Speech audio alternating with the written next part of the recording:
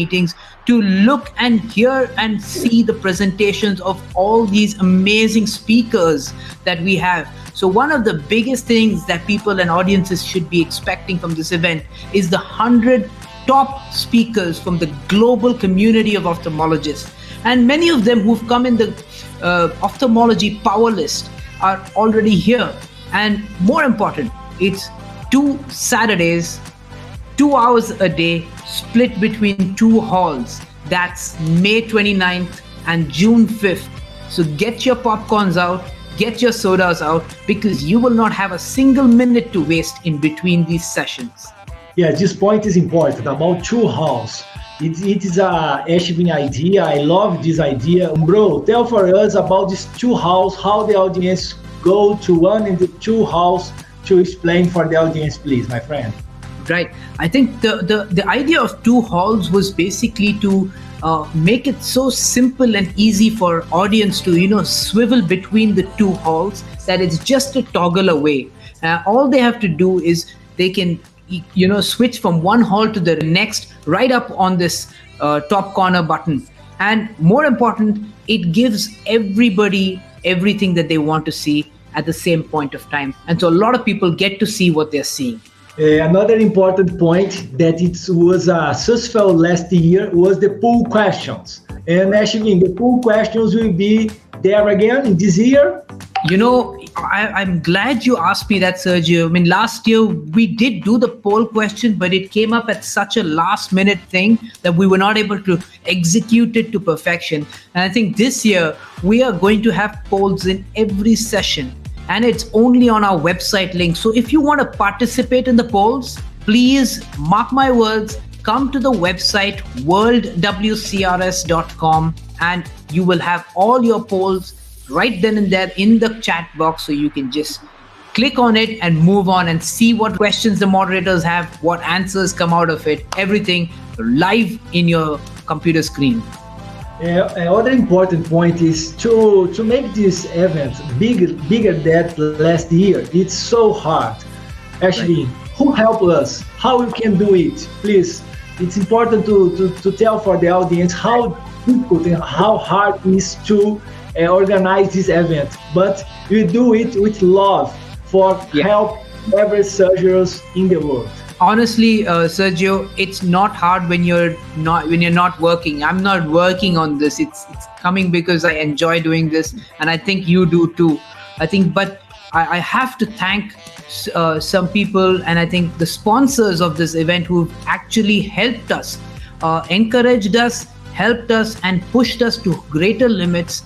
I would love to thank Alcon, J&J, Zeiss, Bausch & Lomb, Glauco, Sun Pharma, Medaula, and Elisar. Their exhibition halls are there.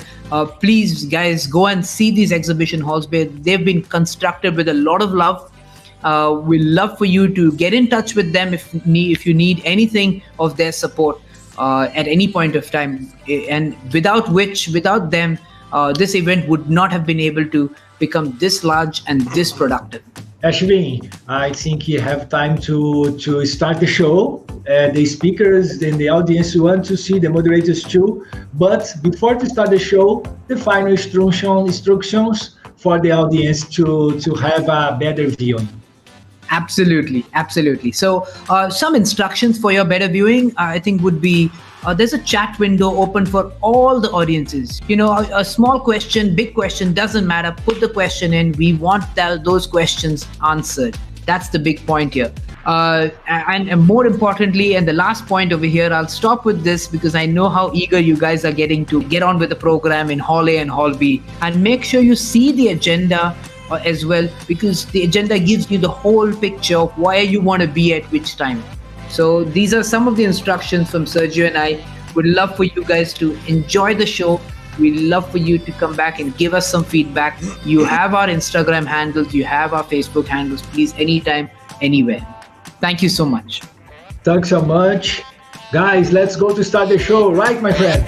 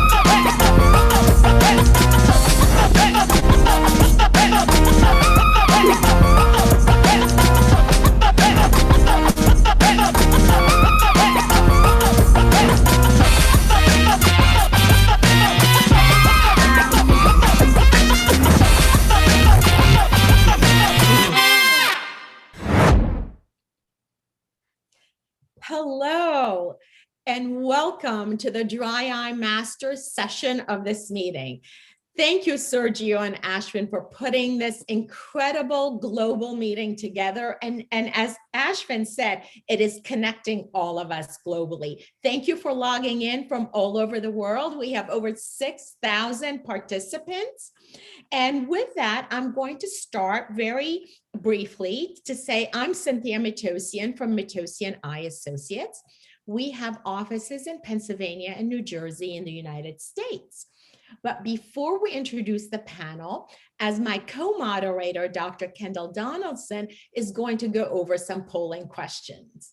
Kendall, it's all yours. Great. Thanks so much, Cynthia. And thank you, Sergio and Ash and everyone who helped organize this wonderful meeting and our wonderful panelists today. So I'm going to give you a little glimpse into what we'll be learning over the next session. We're going to start with a few questions, which we'll then review at the end. So the first question is, IPL therapy is based on all of the following mechanisms of action, except A, photosanitation, B, photoimmunomodulation, C, photoirrigation, D, photocoagulation, or E, photoimmodulation. Our second question will be, when treating dry eye, it is important to stage the progression of treatment options. The best sources to guide this staged treatment progression include which of the following? A, the AAO Basic Science book series. B, each provider follows their own protocol. However, there's no consistent guide. C, the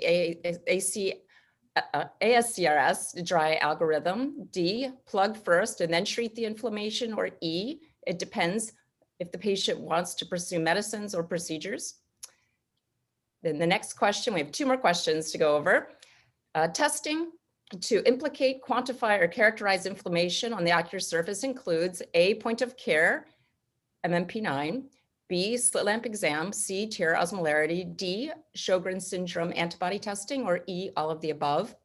And finally, our last question, optimizing the ocular surface in preparation for cataract surgery does all of the following except A, improves accuracy of power and axis, B, is recommended when adopting presbyopia correction or toric lenses, C, helps prevent postoperative complaints, D, helps us perform surgery as quickly as possible, or E, may delay surgery to achieve optimal refractive outcomes. Cynthia, you want to introduce our panel for us? Absolutely, with pleasure. We have four panelists, actually four speakers and one panelist. To kick off the meeting, it's going to be Dr. John Shepard from Virginia. To follow will be Dr. Daryl White from Ohio. Then it'll be Laura Perriman all the way from Seattle, Washington. And lastly, it will be Dr. Matteo Piovella from Italy. To help facilitate the discussion, after each of the 5-minute presentations will be Dr. Ashley Brissett from New York City. So with that, we'll get started with Dr. John Shepard's presentation.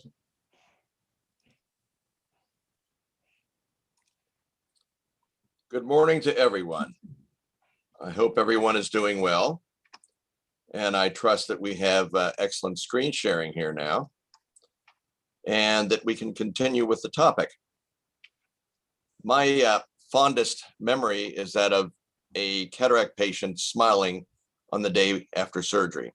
And this is not such a simple accomplishment in the case of complicated ocular surface and comorbidities. Amongst them are dry eye, meibomian gland disease, allergy, and of course, a host of other corneal pathologies. I have conflicts with this talk. The economic burden of dry eye is significant, as much as $55 billion per year to the United States society overall. This is calculated with peer review metrics. In my personal practice, which is referral and comprehensive by default, I have three types of patients: those who come in because of a horrible dry eye and need a scientific stepwise approach, those who are existing with other ocular diseases, especially glaucoma requiring multiple eye drops, and surgery candidates who need a full court press and the best of everything to get them ready for their biometry and their surgery as quickly as possible. And we all know that surgery impacts dry eye. Cataract surgery will add one due step, Lasik 2 severity steps, so we must plan accordingly in our preoperative assessment. When we look at diagnostics, we want something that's readily accessible, clinically meaningful, evidence-based, and medically necessary. And these tests require precision, minimal variation, accuracy, sensitivity, and specificity, and therefore an excellent positive and negative predictive value, so you're not wasting your time with dead ends. We can obtain a wide variety of diagnostics in our test at the point of care and the point of service. Lactoferrin, ocular IgE, osmolarity, adenovirus testing, and MMP9 testing are readily available. If we look at these patients and focus on osmolarity, we realize that there are a wide range of clinical situations where this is extremely useful. And we look at the range. Up to 300 is very normal. Up to 308 is okay. 320 and above is pretty bad. And clearly, these readings in milliosmoles per liter correlate to ocular surface cellular phenotypic damage. And the last thing you want is a patient to tell you, you gave me dry eye after surgery. This must be identified and recognized and treated prior to initiating the biometry and therefore surgery. If we look at osmolarity in patients with normal osmolarity, the data from New York tells us that indeed a wide variety of other conditions become the focus of our therapeutic efforts and therefore not so much primarily directed at dry eye. So this is an excellent filtration test for our clinical prioritization. Additional tests show us that there are CPT codes and a price per test, and we must instruct our billing services to do this properly and efficiently. So if we look at these point of service tests, we see that most of them fulfill all of our important criteria, including evidence-based data. MMP9 is a marker for ocular surface disease, and it shows correlation to cyclosporin therapy and a number of other anti-inflammatories. And when this test is positive, I initiate anti-inflammatory or increase anti-inflammatory therapy. It does require technician familiarity, so continuous instruction and education with the staff is important. If you look at hyperosmolar eyes, we can see that correcting the osmolarity normalizes the keratometry, which, as you know, is essential to performing cataract surgery measurements.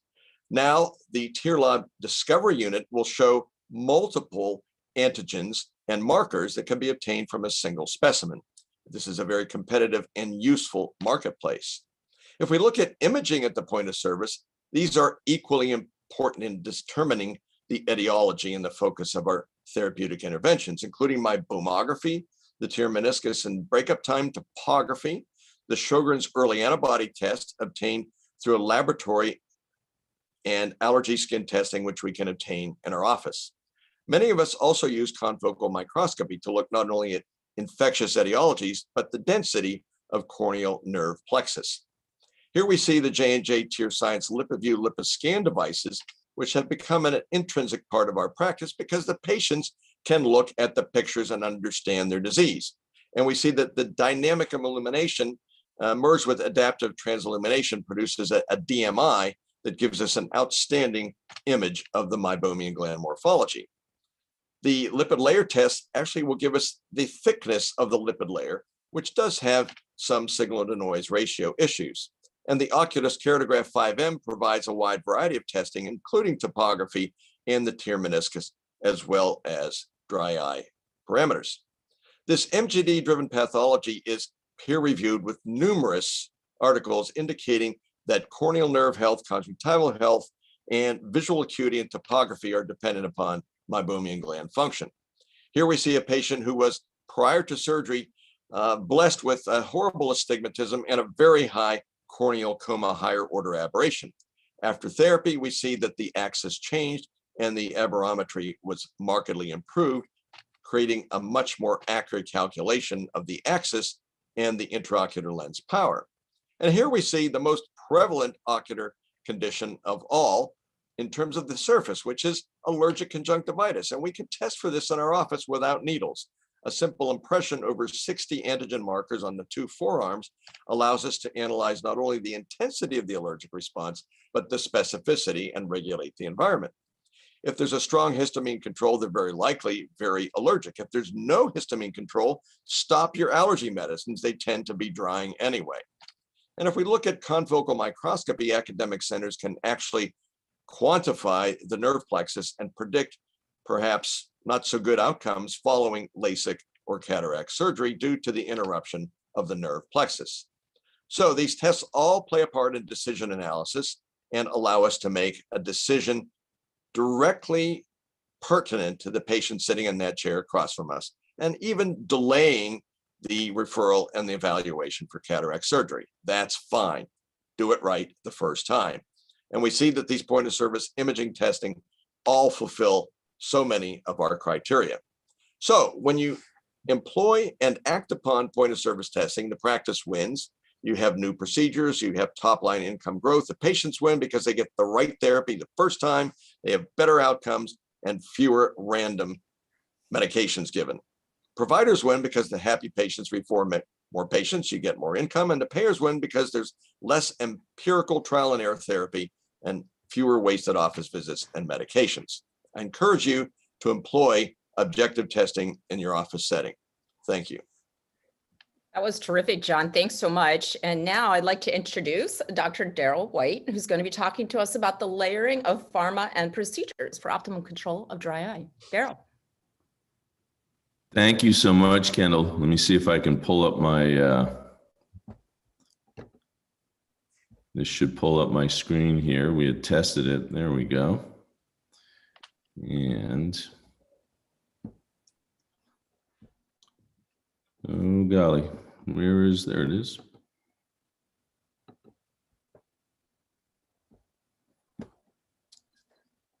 Oh, I'm so sorry. That just went away. I had sent in a copy. Perhaps perhaps you can pull that up. You see the share screen option at the bottom, Daryl? I do. Yeah, so did you hit that? It should just. And then hit on your PowerPoint if it's there.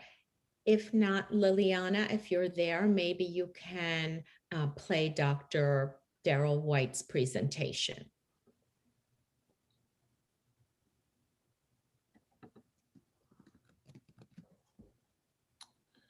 Oh, I had just pulled it up too. Well, while Daryl is getting it up, Sergio, is somebody there from? Yes, Tatiana, can you help us? Can you help us, please? We definitely know we have Dr.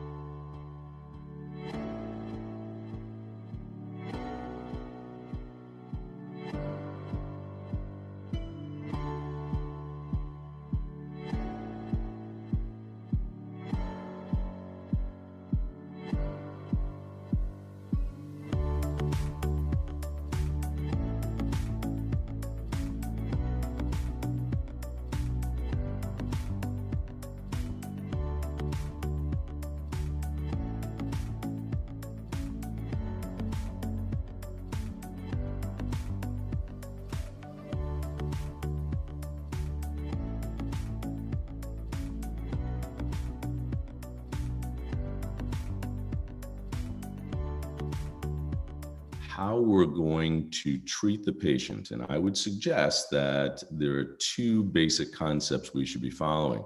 Concept number one is we want to seek the minimal effective dose. Your screen is not share. If you can try to.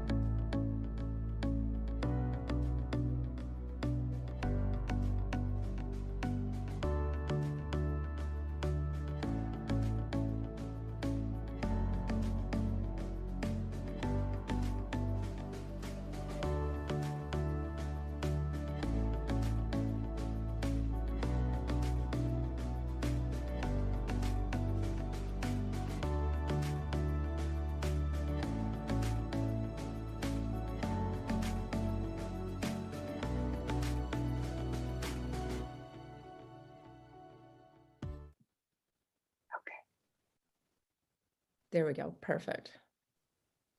So this is Hi, Laura Raymond in Seattle, Washington. Delighted to be here with you to discuss intense pulse light therapy and its implications for dry disease and meibomian gland dysfunction management. These are my financial disclosures. I'd like to talk about IPL mechanism of action, peer-reviewed literature, and some clinical cases. The TFOS DUCE-2 report recommends IPL therapy as a level 2 intervention for meibomian gland dysfunction. So you can rely on that clinical expert report in employing IPL therapy in your clinic. It's important to remember it is not a laser. It is a class 2 device. It's a broad beam flash of light. There are cutoff filters and energy settings that you can manipulate depending on your clinical application. There's important mechanisms to consider. There's a photosanitization effect, photobiomodulation, photoimmunomodulation, photocoagulation, and photorejuvenation. How do we apply that to meibomian gland dysfunction? Well, the Ocean Group proceedings in this excellent paper in the Ocular Surface Journal, July 2017, describes a double interrelated mechanism of dry eye disease and meibomian gland dysfunction, the double vicious circle, and then described the 6 interrelated mechanisms of meibomian gland dysfunction. And all I did was reorganize it, and I made a little acronym, the BESTO, RAR, of meibomian gland dysfunction. There's the bacterial and Demodex component, the bugs, enzymatic compromise, inflammation, stasis, altered melting temperature, and obstruction. And across the top, you've got your immunomodulators, your in-office thermal modalities, intense pulse light, hypochlorous acid, and omegas. Where you see stars, there's peer-reviewed literature demonstrating a significant benefit for that aspect of the BESTO. And as you can see, there's nothing that gets all 6 heads of the BESTO. This is why we layer on therapies. Our own paper demonstrated that IPL can directly kill Demodex that was epilated from an eyelash of a patient. There's important inflammatory photoimmunomodulatory capacities that we need to keep in mind. Dramatic reductions in inflammatory cytokines. Our own data shows a dramatic shift downward in the MMP9 burden. Even osmolarity normalizes with IPL treatments. And as far as stasis goes, this is exciting confocal evidence showing improvement just after 3 IPL treatments in the acinar diameter, the density of the contents, the inflammatory cells surrounding the meibomian glands, and all of this correlated with improved meibomian gland expressibility. IPL enjoys a broad range of indications and recently received its approval for dry eye associated with meibomian gland dysfunction in the United States. It's also approved in the EU, China, and Australia. What about clinical applications for ocular surface disease using IPL? Well, of course, there's dry eye and meibomian gland dysfunction, but I also use it for blepharitis, Demodex, Schlesias, Styes, and hordeola. You have to assess the Fitzpatrick skin type. All my videos are on YouTube if you'd like to reference them. I can't emphasize enough the critical importance of laser-grade corneal eye shield protection during the procedure. There's 4 steps to the protocol, and you can read about it more on your own. This is just an example of easy removal. At ESCRS 2018, we initially presented our work on Schlesias management using IPL, and we also presented it at Women in Ophthalmology. Here's a patient who wanted to have Lasik. She had a significant inflammatory burden and a Schlesian that had already been IND'd twice. Just after 1 IPL treatment, she had a dramatic improvement in her Schlesian and a reduction in her inflammatory burden. It's also helpful for acute Sclesia. Here's an example of the underside of an acute Schlesian just 10 minutes after the Perriman protocol, improvement in the redness and the edema, and patients will say the tenderness is significantly better right after the procedure. Use it for chronic ocular and facial rosacea. You can combine it with other modalities such as radiofrequency tissue tightening. Note the improvement in the skin color, texture, tone, as well as the lid tissue position, and the eyelid wiper mechanics also improve with tissue tightening. Patients will say that their lids feel much better. This is a mild example of MGD. Here's a severe example with recurrent acute Sclesia that improved with IPL. Severe ocular rosacea also benefits. Big improvements in the meibomography at October and again in April, over 6 treatments, and also improvement in the topography. He went from 20/60 to 20/20 vision. You can also use it with severe mechanism ocular surface disease to good benefit. Here's yet another example of severe mechanism disease and improvements with 2 IPL treatments. So in summary, IPL has a broad mechanism of action and a broad applicability in external ocular disease management as well as ocular surface disease. Thank you for your time. Laura, that was a wonderful presentation. Thank you so much. And we learned a lot about IPLs. Daryl, were you able to get your PowerPoint up and operational? All right, so here's hoping that Dr. Murphy, as in Murphy's Law, has allowed me to do it. So let's take a shot. And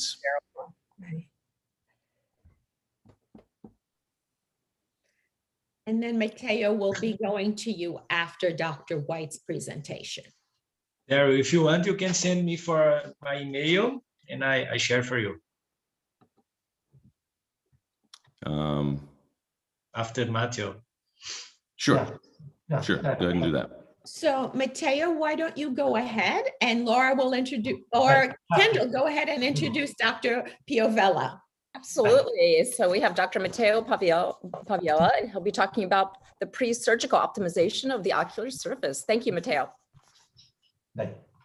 Pre-surgical optimization of the ocular surface is determinant in our practice. In 2012, we adopted trifocal technology for presbyopia correction in cataract patients. We adopted Atilisa 3 from Zeiss IOL. At the time, we have demonstrated the key role of achieving no residual refractive defect after cataract surgery to avoid postoperative visual-related complaints. For this reason, biometry data become determinant and the full organizing process had to be changed to achieve effective result, adopting multiple measurement to document stable situation. The importance of a tear film and this quantity and quality in determining a regular and smooth corneal surface has become determining.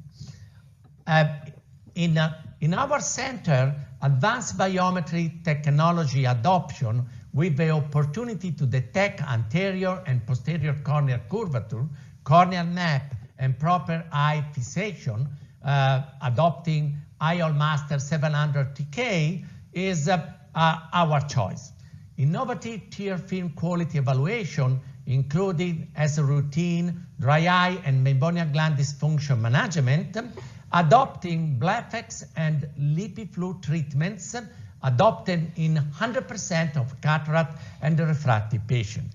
To stabilize precision the result of the biometry, it is necessary to carry out the examination at least 3 times before the treatment and twice after stopping, only if the 2 last tests correspond. This increases the waiting list to submit cataract surgery, but the rationale of this is based on the avoid post-cataract complaints based on weak visual outcome. In this slide, I show different timing of different biometry tests. Before the treatment, 10 days, 1 month, and 2 months is an example to show how determinant the difference that I can get if it's not stable by tear film. This to show how easy to detect meibomian gland that disappear for atrophy. Then is to show how to apply BLEFX treatment. The BLEFX treatment is based to eliminate biofilm on the eyelid and the Demodex and the debris that are covering the exit of unblocking excretory ducts of the meibomian gland. Then we show a little example of LipiFlu treatment that is consequential immediately after the BLEFX in our practice. This is to unblock the meibomian glands by eliminating previous solid deposit in the gland, returned to a liquid state after warming them with the LipiFlu treatment. And in summary, best corneal surface evaluation to improve biometry outcomes. Dedicated to precise IOL power detection, that is the key point. Main goal, postoperative emmetropia. Blephax and LipiFlow treatment in 100% of patients adopting multifocal IOL. This naturally need an improvement in the change of a schedule of a surgery. This to show and demonstrate what is our experience, that show that naturally is we need more technology to apply perfectly toric correction, and that is obvious. But we have in 95% achieving the gold standard to refractive outcome after cataract surgery within half diopter, and that is extraordinary. This show the data when we did apply no one of the treatment, when we apply only LipiFlow treatment in all the patients, and this started only in 2018, and naturally the latest upgrade from 2019 with Blephax and Lipi treatment. This is absolutely important, and that is our experience with 90% of implants of trifocal IOL. Thank you very much for your attention. Matteo, that was really a wonderful presentation. I too published a study on this very topic, and there was a big statistically significant difference pre versus post LipiFlow on my surgical plan to approach cataract, IOL power, and astigmatism correction. So what you say, I completely agree with. It was wonderful. So with that, Daryl and Sergio, do you think we have success in getting Daryl's PowerPoint up at this point? No, but you have a deal. Daryl will go to present over your Daryl. It's the stage is yours. You believe in you. Yes, I'm terrifically embarrassed and feel very badly for letting everybody down with the presentation, but I'll just briefly go through my how I approach the dry eye. It's good because you can discuss. It's okay. And you have some question from the audience in the website. I think you know the how A and B. The audience is staying in the website, and you have some question. Daryl, you can start. It's a pleasure for us, my friend. Sure, I'll just briefly go through. John set the stage for me with the point of care testing, and I'll just very, very briefly go through the protocol. We're looking for the minimal effective dose, the lowest amount of treatment that you can possibly give a patient. And my philosophy is to layer one treatment over the other. We start with very simple things, nutritional support, artificial tears based on tear osmolarity. I agree with John. I find the tear lab osmolarity unit to be invaluable. And then based on the testing, we add treatments. It's almost like building a foundation of a house, adding a first story, adding a second story, if necessary, adding a third story. But you might have a side structure to do some of the extraordinary point of care treatments that we have in the office, such as IPL, as Laura pointed out, and LipiFlow, as Matteo pointed out. Once you've achieved the benefit that you're seeking, the next thing to do is then take things apart. You start off in your mind thinking that you're going to end up with a giant temple with multiple stories. But at the end, what you want to end up with is the equivalent of a tiny home, the smallest possible home that will house your family and your loved ones. So I know that we're a little behind because of my challenges, so I'll just leave it at that. We utilize everything that John talked about to create a plan, build whatever structure is necessary to take care of the dry eye, and then try to make that structure as small as possible. So thank you for the invitation, and sorry for my technical foibles. Great. Well, thank you for sharing that, Daryl, and we appreciate everyone's contribution. Even without your, I mean, we like hearing your voice and your commentary, so it's wonderful. So Ashley, as our panelist, I was wondering if you had any questions or comments about what we heard during the session. Yeah, absolutely. I think this is so wonderful to hear about all the new technology that we have available for point of care tests, and also technology we can offer our patients in terms of helping their dry eye disease.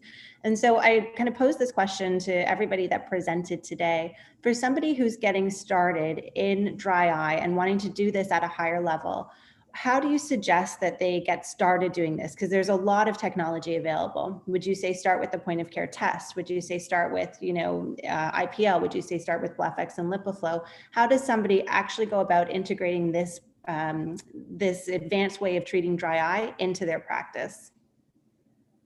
I'd keep it simple. Start with one test, get your staff trained, make sure your billing people know how to handle it, and start with one therapeutic. If you want to be simple, use the BlephX. The technician does the whole job for you, and the patients can accept the cost level. From there, you can build and listen to the experts in the field to choose your next most interventional choice and move forward with something that's perhaps more challenging. And the trick is to have a counselor who can sell LipiFlow as well as they can sell Lasik or trifocal lenses. That staff person will really help you institute the use of these more expensive cash-based technologies. Yeah, I like what you said about employing the technicians to do some of this work, like the BlephX, like the point of care testing, so that you're not taking time away from yourself as the physician doing these things. And Dr. Perriman? Hi there. I was actually responding to a question from the audience and I didn't hear the question. I apologize. Okay. I'm distracted. If somebody wanted to start to do dry eye at a higher level in their practice, what would be one tip for getting started doing that?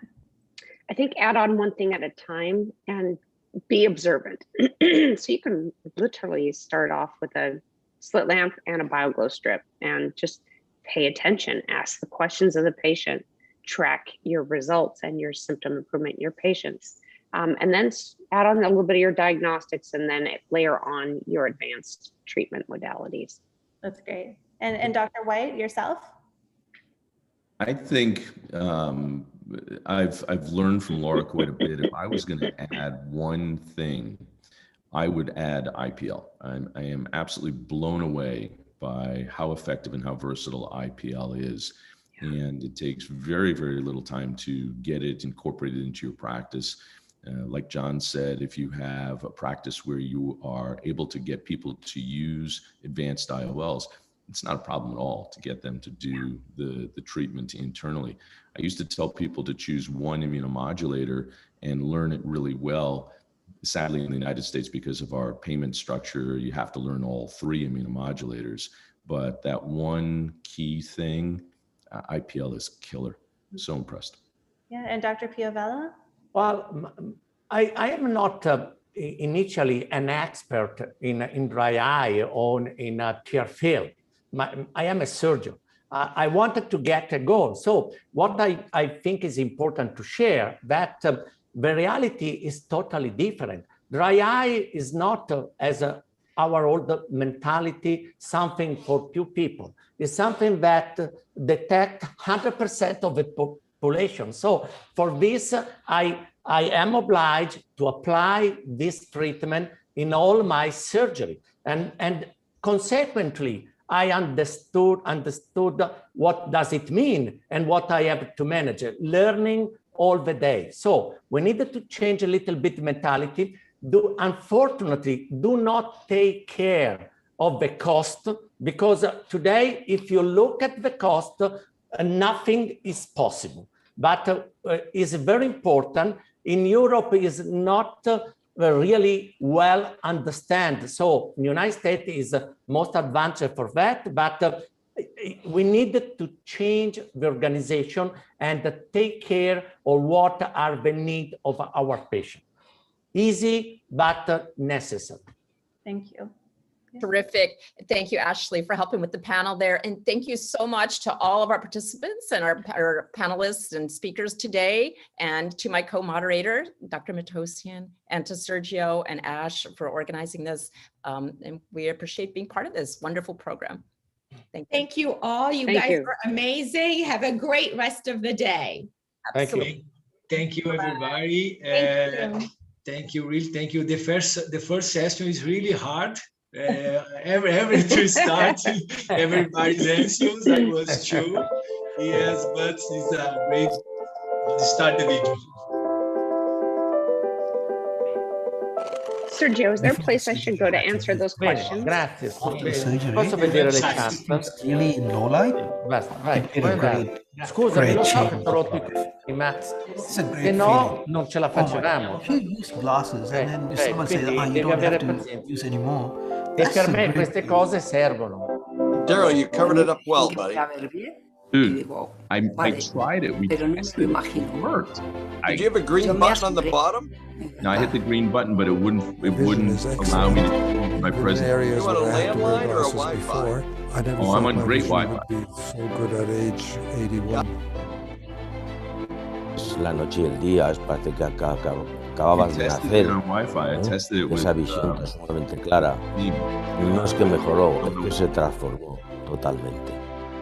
Oh, it was unbelievable. I could see everything from distance to up close with no issues.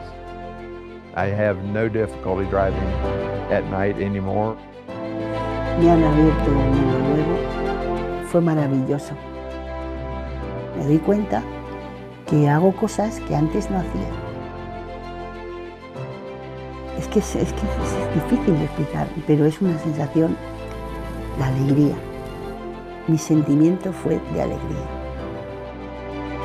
They've changed my life. I was just absolutely astounded. I can see everything. I can do anything I want to do. Todo lo que antes no podía, ahora ya lo puedo realizar. Veo bien. I would rate it 10 out of 10 in all conditions, whether it be night or day. Everything's so much clearer. Even when you're surfing, you can see a little fish swimming around. It's just amazing. It's something you couldn't believe could happen to you at my age. It's just life-changing.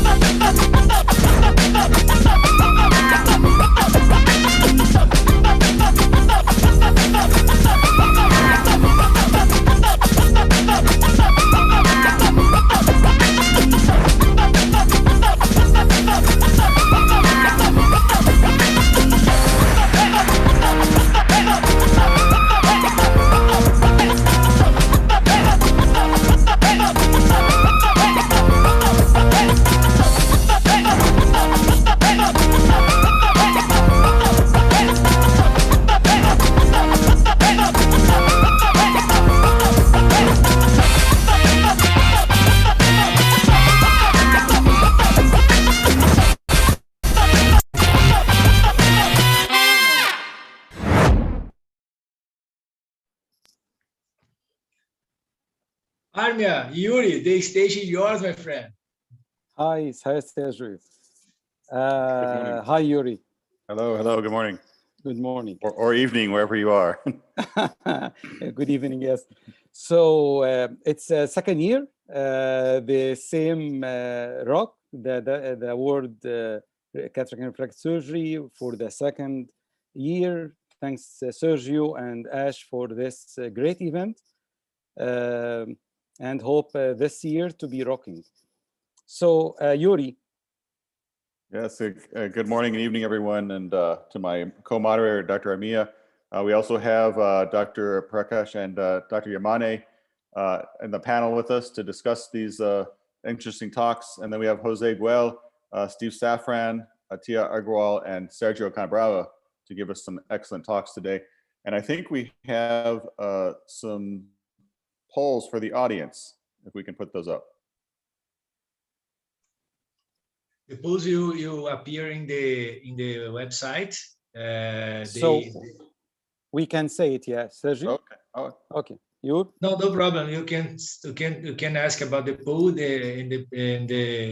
the beam optical puts in the website, and the questions from the website come for us, and I present for you. Let's go, Yuri. On the question, Sergio? You can start the talks. You can start. Oh, okay, yeah. Well, let's have Dr. Guel then. We'll start his talk here.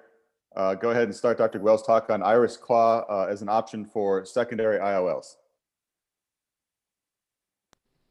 Hello. We are going to focus on iris claw as a possible option. These are my financial disclosures, only of tech related with this talk. And this is just a slide in memoriam to my friend Jan Borst. As you all know, and we have been reviewing, there are 3 options. And as a secondary IOL with multiple sub-options, I will focus on the iris fixated IOL 1. The main advantages of this concept, iris claw, is obviously centration. In many circumstances, the pupil is not perfectly centered on the eye, and then this lens can be centered wherever the surgeon decides to have it centered. Another advantage is fixation. So because it's fixed to the iris tissue, we can correct vectorial magnitudes such as stigmatism and in the future some others. It's a deep positioning in the anterior chamber, an advantage compared with angle-supported lenses. We respect the anterior segment anatomy, especially the vessels.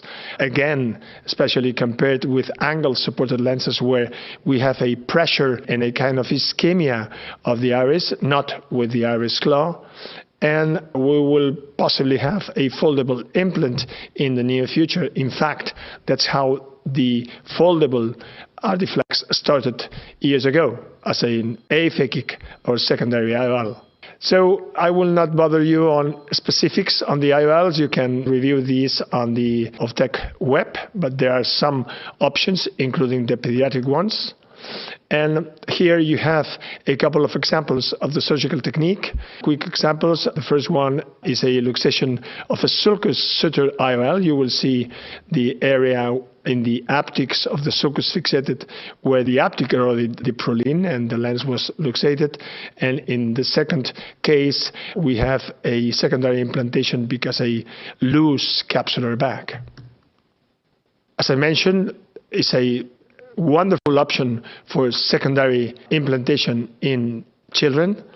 This is a case of Peter's anomaly, and months after the corneal surgery, we use the artisan lens for correction of aphakia. One may think that one of the disadvantages of the incision are higher than expected. This is a nice study from the Neutz group. We're comparing incision size, and you can see that the 5.2 has a non-significant induced astigmatism if well performed. This is our experience, published data on secondary IOLs. You can review it later on. And this is another option, not my favorite, but the one that in some cases we use and many surgeons regularly use, which is the retropupillary implantation. If post-op refraction is a significant issue, you may consider a 2-steps procedure. So take the IOL luxated for whatever reason you need to remove this lens, and then as a secondary procedure with a proper refraction, you can calculate the secondary implantation. And of course, it's a fantastic option as a piggyback lens. For example, in this case, we remove the IOL secondary lens and substitute by an RSN1. This is another example of a secondary implantation in an aphakic eye after PKP, which is one of the commonest indications in my experience. And these are the international published data where most complications are related to endothelial cell count. As you can see in these 2 articles, endothelial cell loss, if properly performed the surgery, is not higher than the one that we used to have either in triple procedures or in standard secondary implantation using other means. So in summary, secondary iris claw implantation in phakic eyes appear an effective, predictable, and safe procedure. The incidence of significant complications appears acceptable, with an EC loss around 2% per year, which is similar to standard phaco in some studies. Comparison with other options have not been really performed in prospective studies, and the ones that have been performed, again, significant complications appear in the other groups and not in the IOL design group. Some other indications and improvements are coming, and of course, as I mentioned, the need of these prospective studies are mandatory to decide which is the best option. Meanwhile, for me, the best option, as long as we have in our iris tissue, is the implantation of a iris claw style lens. Thanks very much for your kind attention. Excellent, Dr. Well, very appreciative of that talk. It's not something there's a lot to the United States, so I'm grateful to hear about this technology. Our next talk is Dr. Steve Safran. Do we have that talk up?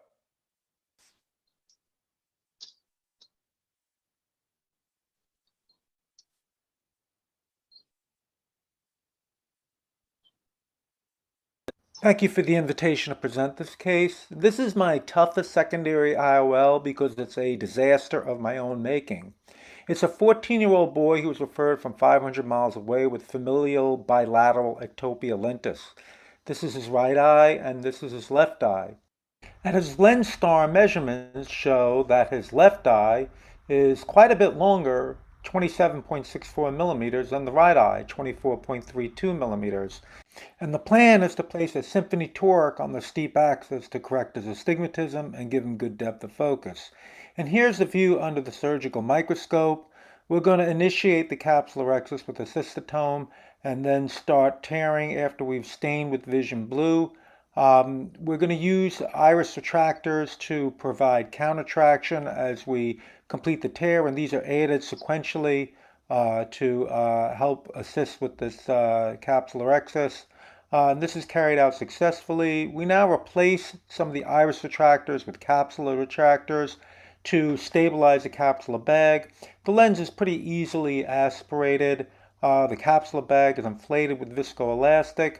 And this is a Malugan modified capsule tension ring that's going to be placed in the capsular bag. There's a Gore-Tex suture passed through the eyelet. And this is going to be sutured to sclera. 2 sclerotomies are made. Each end of the Gore-Tex suture is then pulled out through the respective sclerotomy. I'm going to connect these 2 sclerotomies with a scleral groove and undermine the scleral groove a little bit to create a little shelf so I don't have to tighten this too much. I can tuck that suture under the shelf. I'm now going to mark the eye for the correct toric axis, and the lens is injected into the capsular bag and rotated into position. And things look pretty good, but I think that the rhexis, there's a little bit too much overlap here, so I've decided I'm going to re-tear this a little bit, and this is a maneuver I've done many times. I make a little nip and I start to tear this, but I feel like it's kind of going away from me a little bit, so I decide to make another nip on the other side and connect them to complete the tear. And I've done this successfully, but as I'm watching, I see this starting to extend, and I inject a little viscoelastic and I can see this tear under my eyes just keeps going and extending around the CTR and into the posterior capsule, and the whole bag right in front of me seems to just be falling apart. You can see the capsular split developing around and extending through the bag as the lens just decenters and starts to sink into the vitreous. So there's really not much I can do at this point except take this lens out, as it no longer can be placed in the capsular bag. I'm now going to put trocars in and go ahead and do a pars plana vitrectomy and clean things up. And I made a decision that I might as well remove this capsule tension ring. It's not doing me any good. So I'm going to pull this out finish my capsular cleanup, and face the grim reality that I no longer have a capsular bag to work with. So here I'm going to rescue myself with the Yamane procedure. We mark the eye with the Ashwin Agarwal marker. These marks are very important to achieve good centration. We've injected the Zeiss CT Lucia lens, and I capture the first haptic in a TSK 30 gauge needle. The second haptic is now captured 180 degrees away in the second TSK 30 gauge needle, and both haptics are withdrawn. I now melt the tip of the haptics and push them into the scleral tunnels on each side, and fortunately the lens centers beautifully here. Viscoelastic is removed and myocol is injected to bring down the pupil. The trocars are removed and the case is completed. The patient did very well. 1 week post-op, he was 20/40 uncorrected, plano minus 225 at 180, and very happy with the vision. So we went ahead and did surgery on the right eye 1 month later and placed the Symphony toric as planned. This is day 1 post-op. In this case, I did not extend the anterior capsule. And he did well. He's 20/20 uncorrected with a minus 1/4 refraction. He's thrilled with his vision and glasses independent with the 2 eyes, and I am very, very relieved. Thank you for your attention. These are 2 great presentations, really. So we are going to go for the 3rd one by our dearest Dr. Athia Agwaral. Going to talk about the glued IOL as an option for secondary IOLs. Please, Dr. Athia.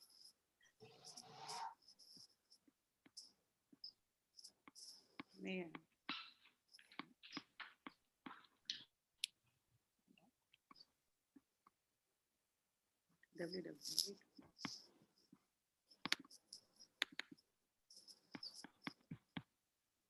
Just a minute.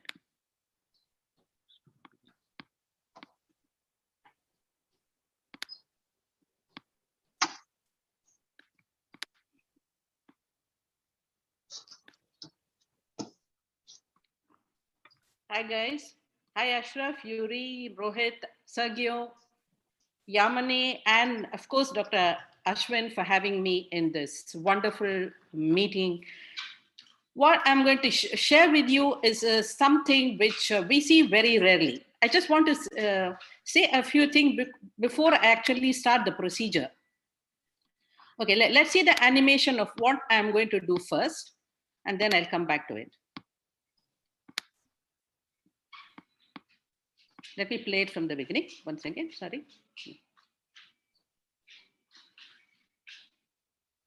Of course, I have no financial interest in any of the devices or any of the procedures I'm talking to you. This is called a glued IOL scaffold for a thing which I call it a Sommering ring, which is nothing but an after cataract, a ring like after cataract, which was explained to us by Sommering in the year 1828.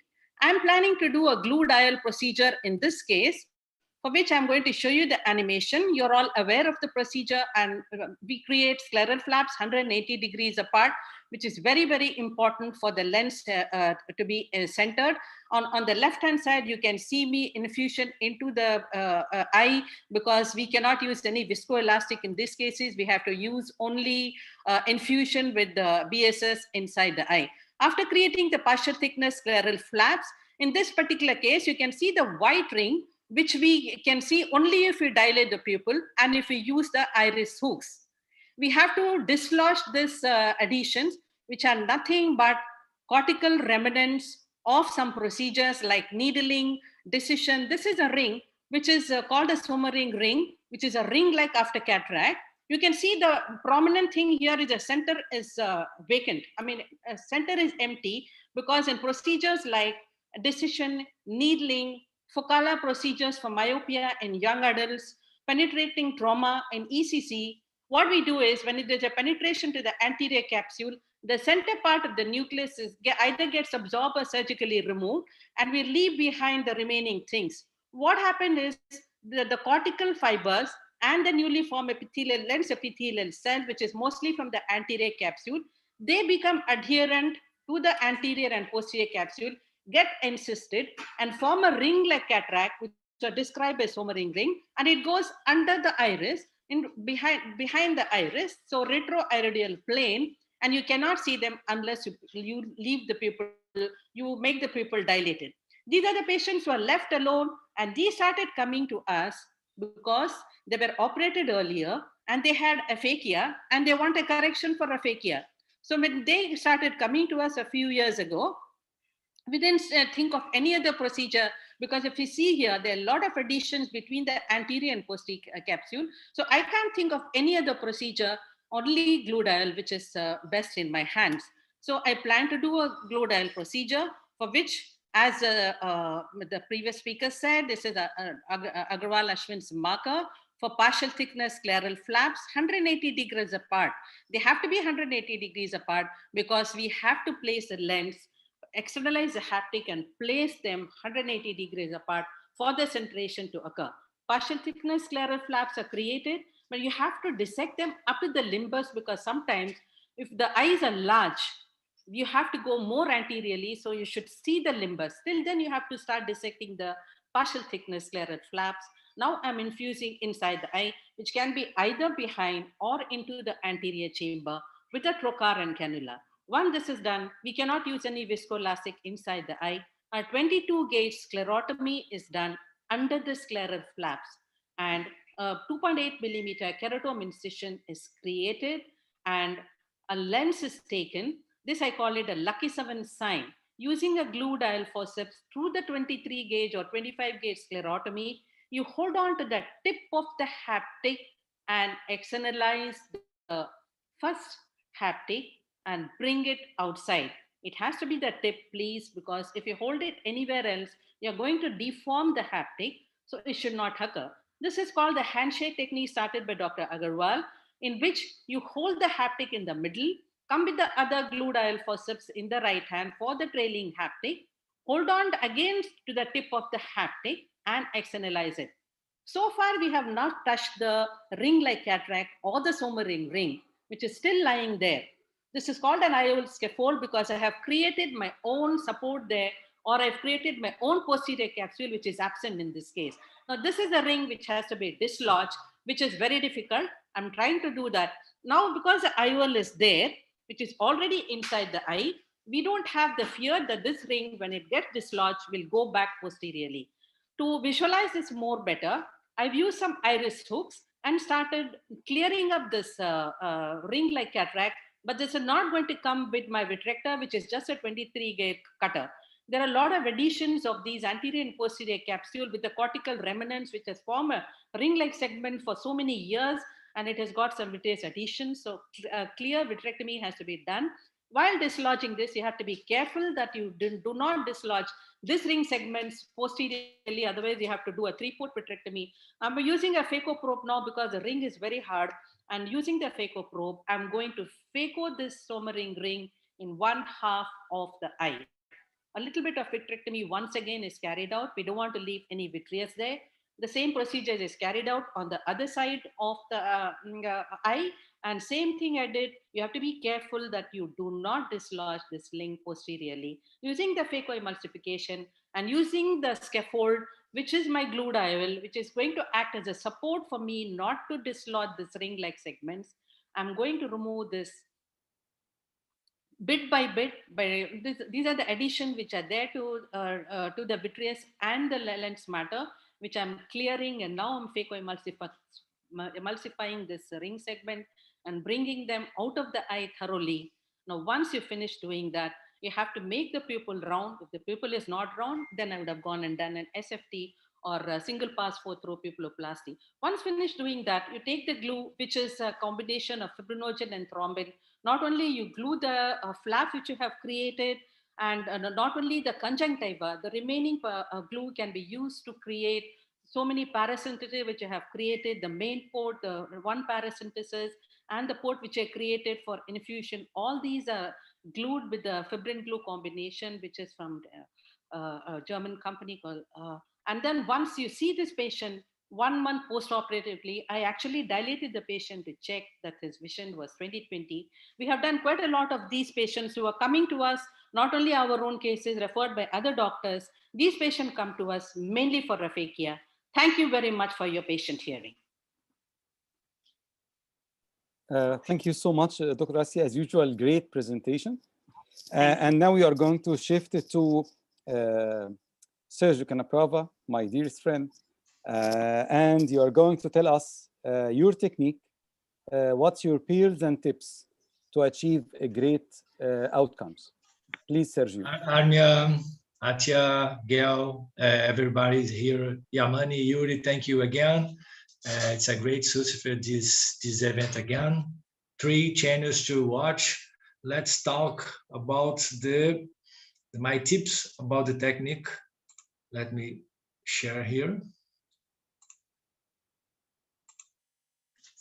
Canabrava's double flange technique, peers and tips. Here my disclosure about this technique.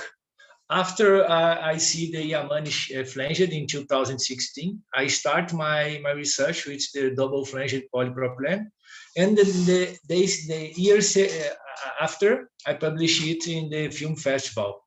My research with three points: Canabravas plus CTS, Canabravas plus no flanged foldable, and Canabravas plus foldable IOL.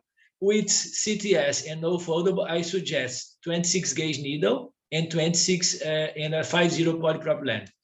When foldable IOL, 29 gauge ultrafine, test fine, and 60. This technique, the double flanged polypropylene, becomes popular only in 2019. Between 2017, between 2019, I was talking about it alone.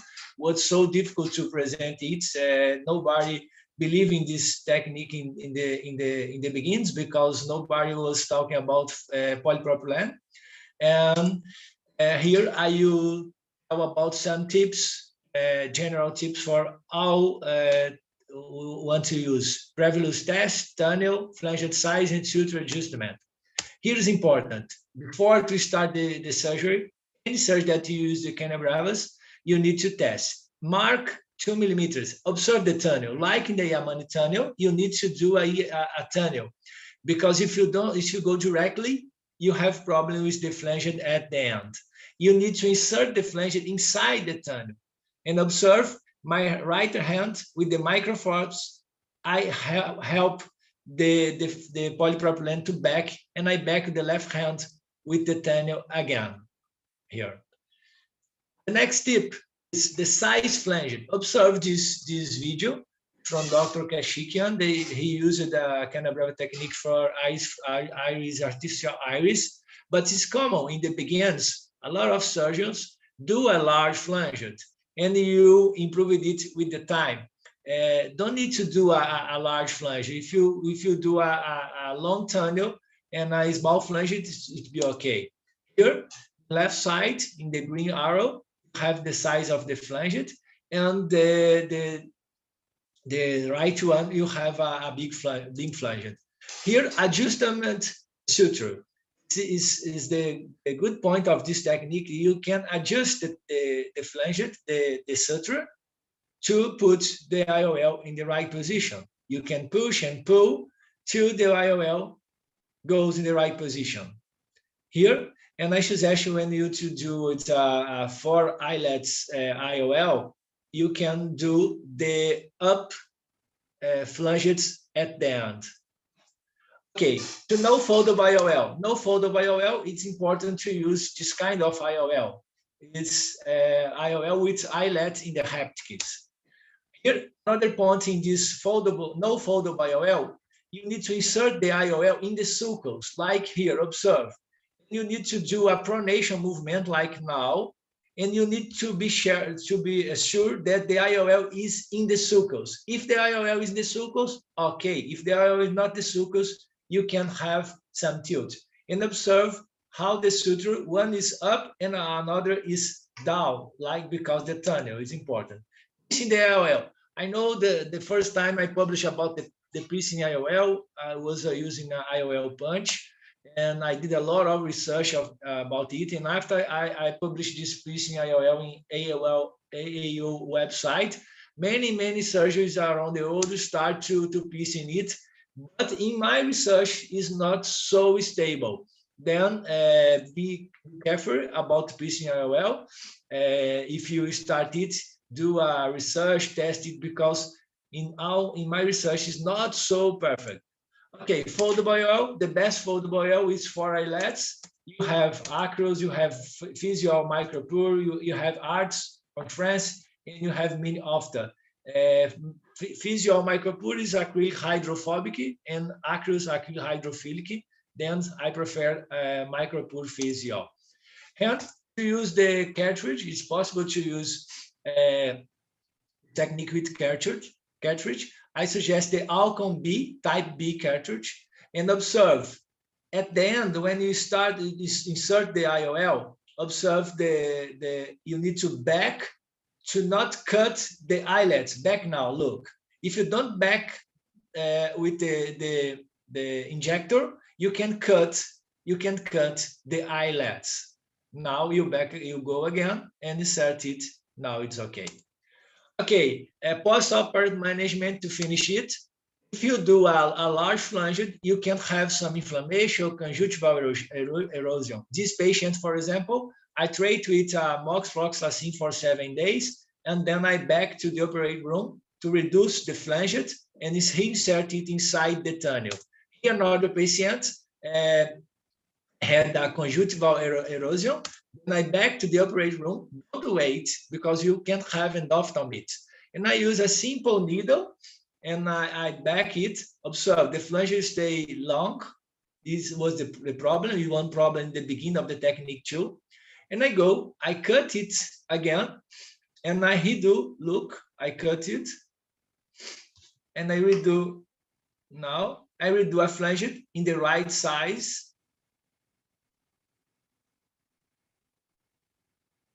And then I reinsert it inside the tunnel.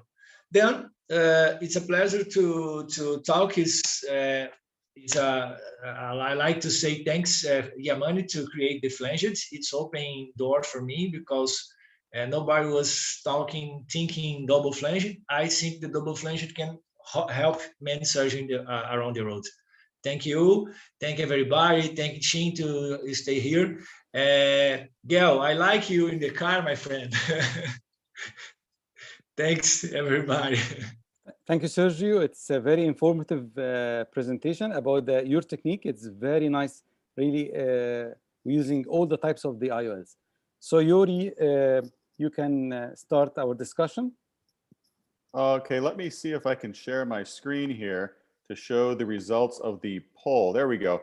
So it looks like we asked what the participants and the audience would prefer in their own eye if you had aphakia and needed a secondary lens. And a few people still like the anterior chamber IOL. It looks like iris sutured IOL is not very popular among this group anymore. About a third of people have the iris claw IOL experience. And then it looks like the biggest winner here is the intrascleral haptofixation. So congratulations to Agarwals and also to Dr. Yamane for really pushing this technique and perfecting it, because I really like that technique as well. So let's ask our panelists what they think about this poll results. Yeah, I think this result is very valid in the present situation, because this intrascleral haptic fixation or scleral haptic fixation is what we aim for. As far as the iris claw one is concerned, that has taken around 29.2%, which is a good percentage. And I believe that the main advantage is that it can be taken along with the primary procedure. That is the biggest advantage which it has. But then the larger incision size and the posterior dislocation which we can come across is a little deterring factor all the way. But all said and done, it has to be a posterior one rather than the interior one. And that's what it is. And we would like to, my approach is, riveting the flange for better fixation. That is another thing which we have to thank Agarwal's for that again also. Dr. Yamane, what do you think? Yes, in Japan, iris claw or anterior chamber IOL is very rare to use, and so I'm surprised that, but most very big number of surgeons use still anterior chamber IOL, and in the previous presentation, the result of iris claw IOL is not so bad in the paper. So my question is why the surgeons shift to scleral fixation, not why the number of the iris claw lens was decreased nowadays? How do you think about that? Well, speaking for myself, I can say that they're just not widely available in the United States. Many of them are not foldable. And they're just not trained very often. Whereas the intrascleral habit fixation techniques are widely trained now and widely used, and not just by anterior segment surgeons, but I just had a patient referred in and a retina surgeon had treated them. And the retina surgeon did a beautiful job with what looked like a Canabrava technique with the flanging of a 6-O-Proline. Unfortunately, they didn't know how to calculate an IOL power, so they had a refractive miss, but the surgical technique was flawless. So we're seeing many different types of specialists adopting these techniques in the United States. Dr. Gell wants to protect the iris claw. Yeah.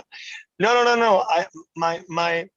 My point has always been that, surgically speaking, the easiest is the best.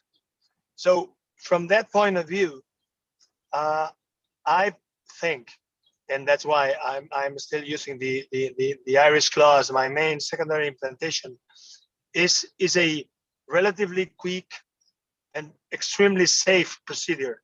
And speed in these kind of eyes, where during all your maneuvers are introducing liquids inside the eye, this means a significant trauma over all the structures of the eye, particularly the endothelium.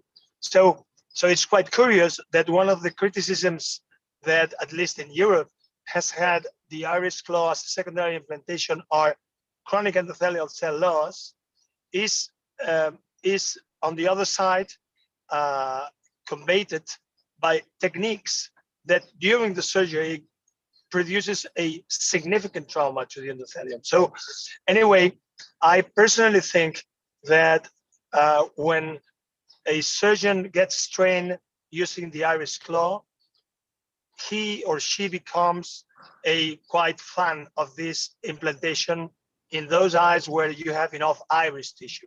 Obviously, these techniques, suturing, the ones that you just show, which is a fantastic surgery, a very nice surgery, are wonderful when you do not have a good iris tissue in a phakic eyes. But in any other cases, I think that as soon as you test it, I think that you will like it. But well, that's my view. I want to ask you, Dr. Goel, you mentioned in your presentation that you use these lenses as a second piggyback lens as a good option. How you calculate as a piggyback lens? Because you are going to put it in the anterior chamber, I think, yeah? Well, let me tell you that just because it looks like that, because my videos runs quite quick, it was not very well appreciated. My favorite location for the IOL is anterior chamber. Yeah. There is no, because you escape from this possible complication that was mentioned by Yamane, that the long-standing posterior luxation, which is a possibility.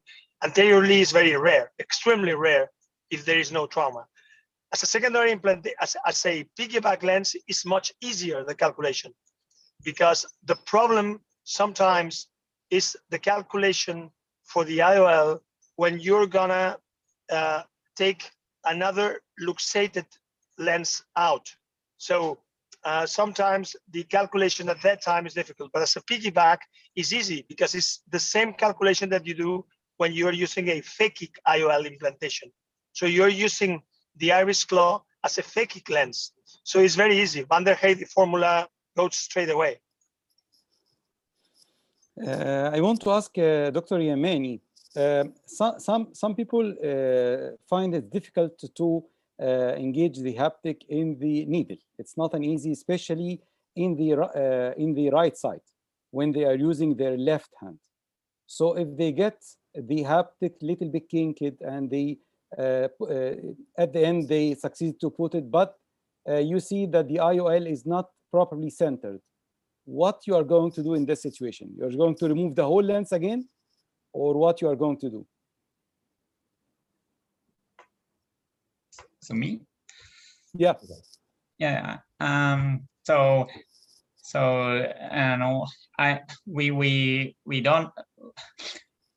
The important point is position relationship of the wounds.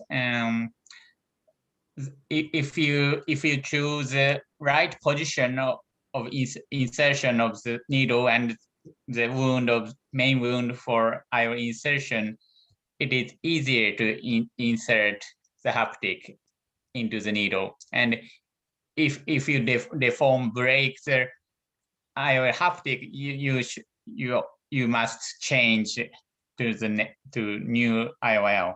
Yeah.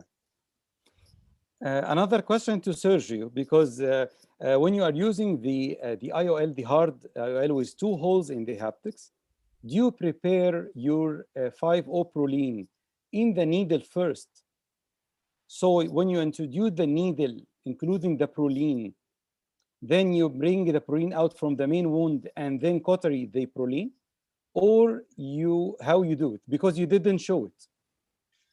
Yes, I know many surgeries start to insert the Prolene inside the needle, but I prefer inside, put the needle in the eye and then insert the needle at there.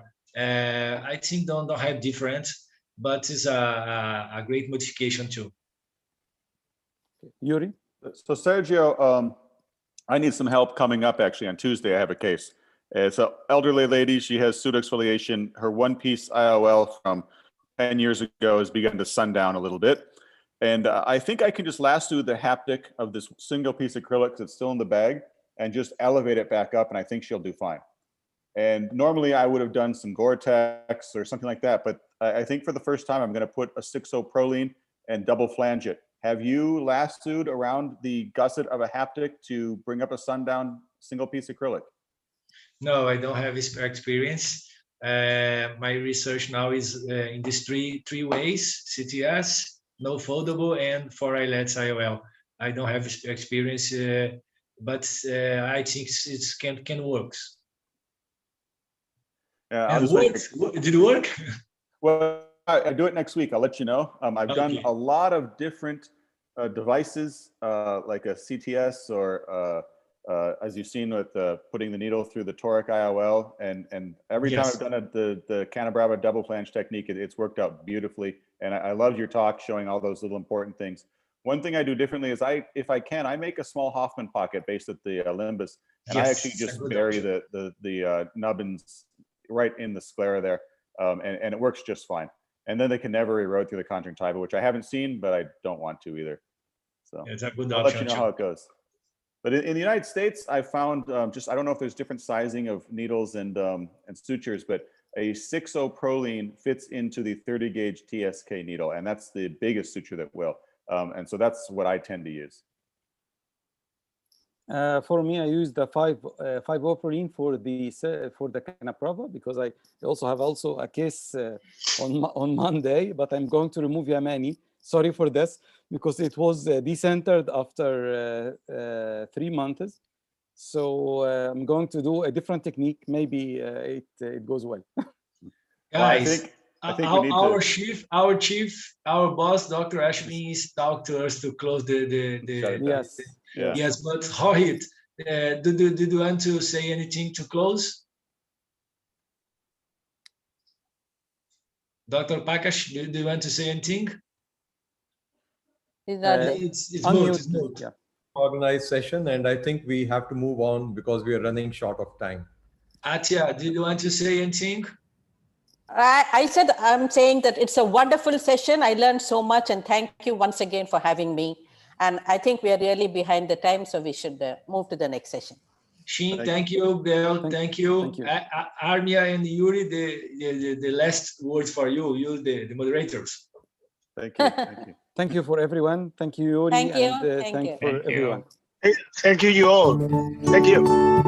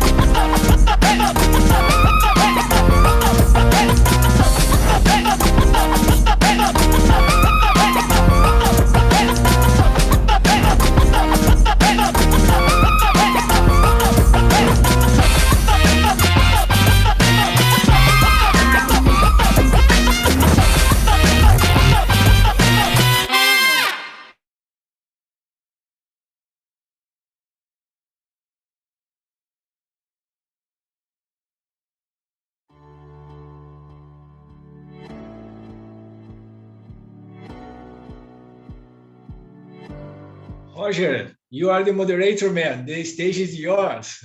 I know, Sergio. How are you, my friend? Here is John. I'm fine, John. How are you? Can you believe what you have created? See, look at this. Incredible webinar, incredible meeting. So, okay. Hello. Hi. Hi, Damian. Hi, guys. It's an amazing day, amazing webinar. It's going to be very difficult to keep the adrenaline of last amazing lectures, so we'll do our most. So I'm here to co-moderate with John Mehta, and we have an incredible group of surgeons and lecturers. So we'll just throw the poll so that we start doing the what we were asked to. Can you throw the poll, please?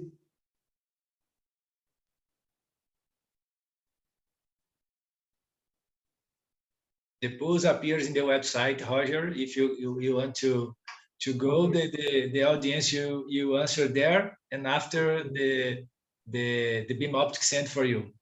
Sorry, sure. So we'll start with our first lecture that is going to be given by Professor Rohit Shetty from India. He's going to be speaking about imaging the unseen in refractive surgery. Please, Rohit.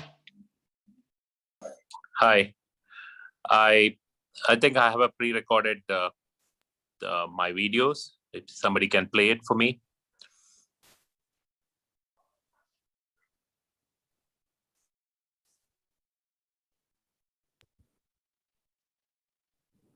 Hello, friends. Thank you, Dr. Agarwal and his team for this wonderful meeting. I'm going to speak about imaging the unseen in refractive surgery. These are my financial interests. The present talk has no financial interest to be disclosed. The topographer's generation started in the 80s with the early Placido-based, and from then we had moved on to different level of topographies, and now the present generation is all about integrating the biomechanics with the topography system. But still, we have a lot of imaging dilemmas which we still can't understand. For example, a topography which looks like this with an inferior steepening, a small bit of posterior elevation, but your biomechanics is completely normal.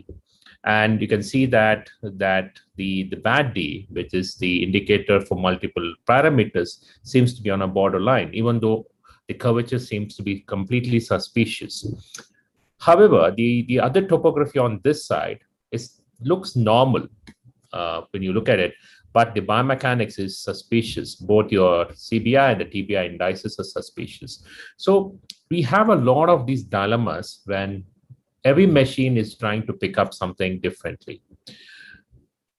75% of the time, our topographies can help us to understand and decode the problem. But these 25% of the time is when we have an issue.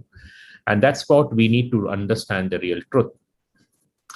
I come across this paper by this group by Keith Meek and team.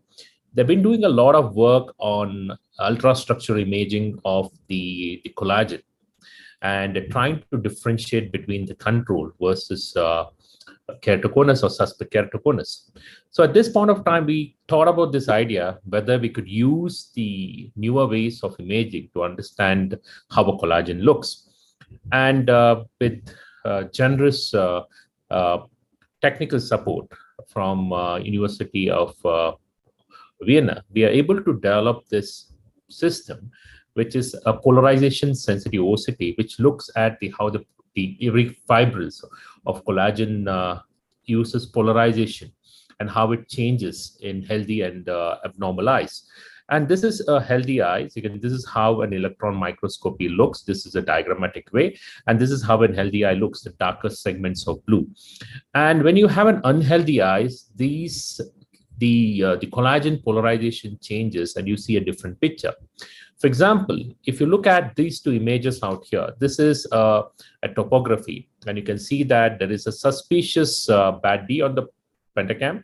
The biomechanics is normal. The TBI usually follows between our topography shows and the mix of both a little bit of topography and tomography, but it's always somewhere in between. But when you look at the imaging of the collagen, it looks perfectly healthy. That means that the parameter was just the biomechanical parameters was matching very closely with this. And the bad D was slightly suspicious because of tear film or epithelial remodeling or the way the imaging is taken. But in this case, when you look at the cornea, which looks healthy, but your biomechanics, both your TBI, CBI is completely abnormal. This is a very interesting case. Your topography is normal, the biomechanics. Now, do we take this as normal or abnormal? But when you look at the polarization of the collagen, you can see that there's a partial loss of orientation of collagen, which means that your biomechanics was actually picking up the state of collagen in it. So this imaging technologies not only helps to dissociate between normal versus keratoconus, but also looks at difference between your suspect versus a normal eyes. And but we always come to the dilemma is what is a true picture, and that true picture always bothers us, because if I'm seeing that if there's a normal collagen, doesn't mean that there is a normal collagen there, and if the image picks up abnormal, does it mean that the image is picking up as abnormal? Does it mean there is no proper collagen? So what we thought was the best way to study is in PRK eyes or smile eyes when you're taking out these lenticules. So what we did was when we took out these lenticules or epithelium, we had imaged these patients on the polarization OCT, and we started looking at a lot of collagen and a lot of other immune parameters also, just to look for inflammation. But most important here was the lysyl oxidase, collagen 1 and 4. And let's look at these two images. This is normal biomechanics, and this one has an abnormal biomechanics, and but both of the topographies were completely normal. So when we actually did the imaging, we found that the one with the normal had a perfectly normal collagen polarization, as seen on the polarization sensitive OCT. But here, even though the topography was normal, the indices was normal, you can see that this had a huge amount of change in the polarization, which means the collagen was not good. Now, we wanted to know whether this is true. The same patient underwent PRKs, and when we did the PRKs, you can see that the eye which had a normal topography with the suspect bad D, even though the corneal topography was showing small suspect, it was completely normal. That means polarization OCT was picking up the right level of collagen as far as imaging is concerned. Compared to this, when the imaging picked up, there was less of polarization, you can see that on lysyl oxidase, these are controls, these are normals, and you can see that these patients had poorer level of lysyl oxidase and poorer level of collagen, which means that this followed the trend of the biomechanics, and this followed not the topography, which is a very important point because we're able to dissociate how the collagen looks. So this is what I explained. What are the applications in the future? Screening, identifying from first, monitoring keratoconus progression because we can see how the collagen changes. Cross-linking outcomes has a huge impact. It can also be used for retina when it's using a different wavelength. And we're also trying to work on post-graft imaging. Thank you. And I wish the conference organizers all the best. And thanks again for inviting.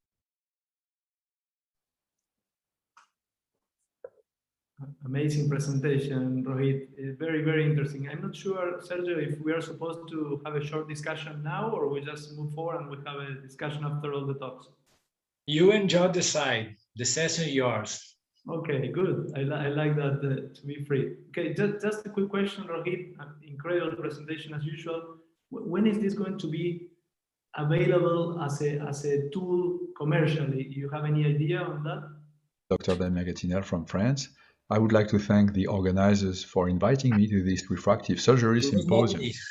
I have no financial interest in this lecture. Yeah, good. To make it simple, I think that if there was only one technique to keep in refractive surgery, it would be Lasik, since this technique is safer, more precise, more versatile, and not really more invasive than SMILE.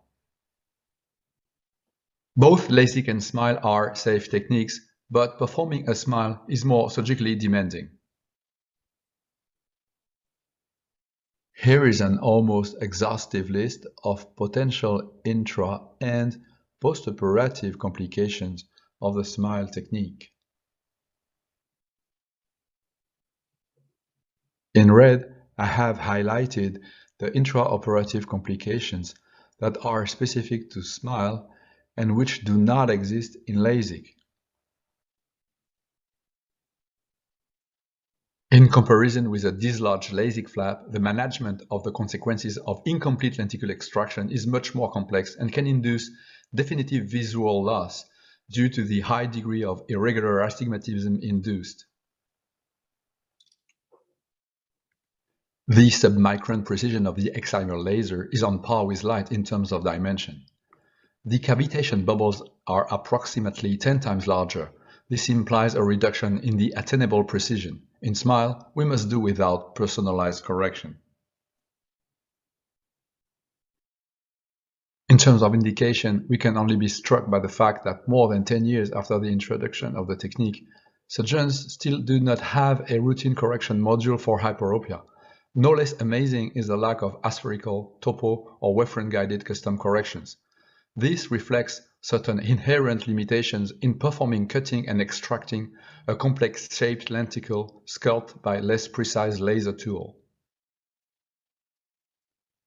Even if progress is being made in the realization of personalized centering in SMILE, the ergonomics of the procedure is much less successful than in Lasik, where we can manage the cyclotorsion and the displacement of the center of the correction towards the corneal apex in a few clicks.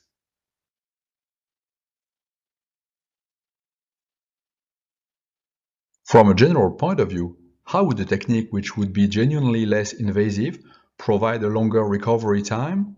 In reality, the dissection of the lenticule exposes to a possible delamination of the walls of the interface, which is a source of a more prolonged inflammation and an increased light scatter in the early postoperative course.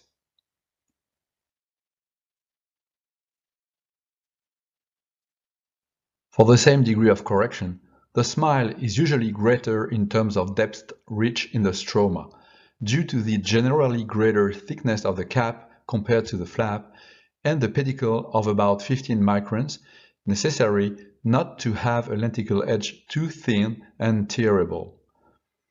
The extension of this lenticule in the deep stroma implies the cut of the nerve branches which join the corneal surface from the periphery, and this can induce a certain degree of dry eye.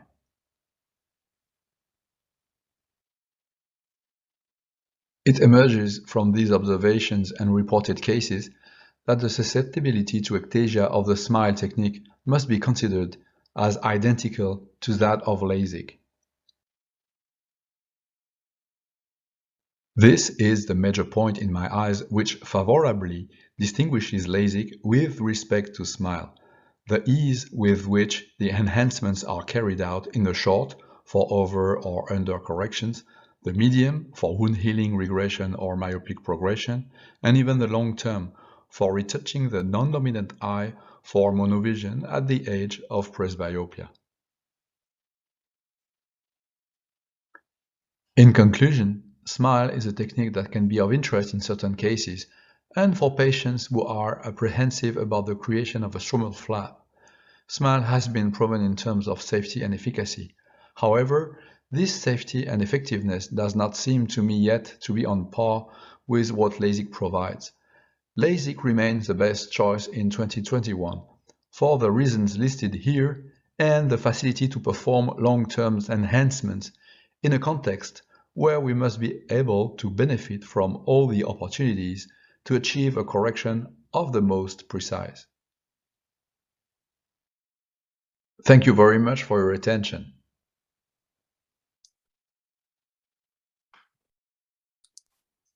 They break us, Roger. John, you want to introduce the next speaker? Yeah. John? Yeah, hi guys. Okay, so the next speaker is going to be Walter Secundo, and I think we have a pre-recorded talk for this session.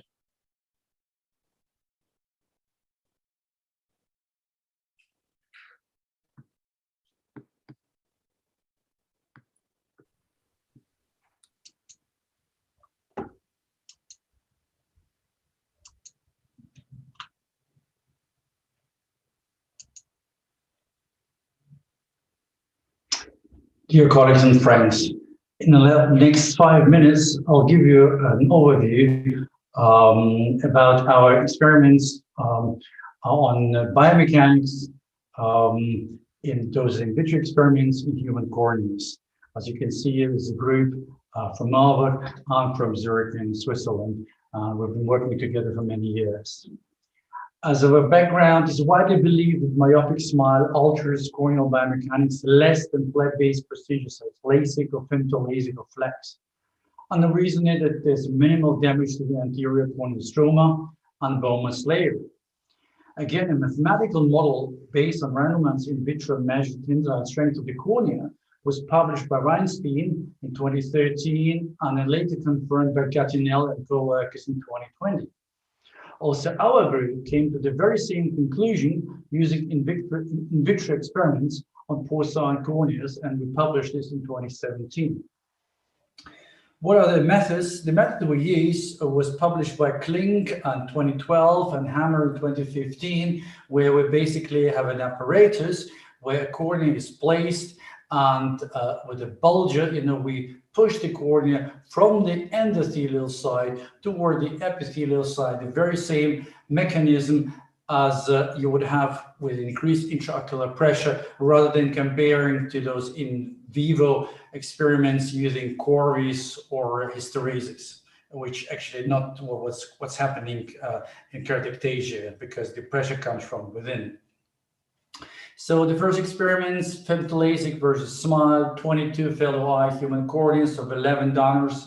Epithelium was removed in all cases, and we performed ultrasound pachymetry, and obviously we did a very large correction, which was -10, -0.75 at 0 degrees, using a 7 millimeter zone for Lasik and SMILE. The flap and the cap settings similar to our settings in our clinical settings, and because you cannot have an epithelialization in an ex vivo setting, we seal the flap using fibrin glue.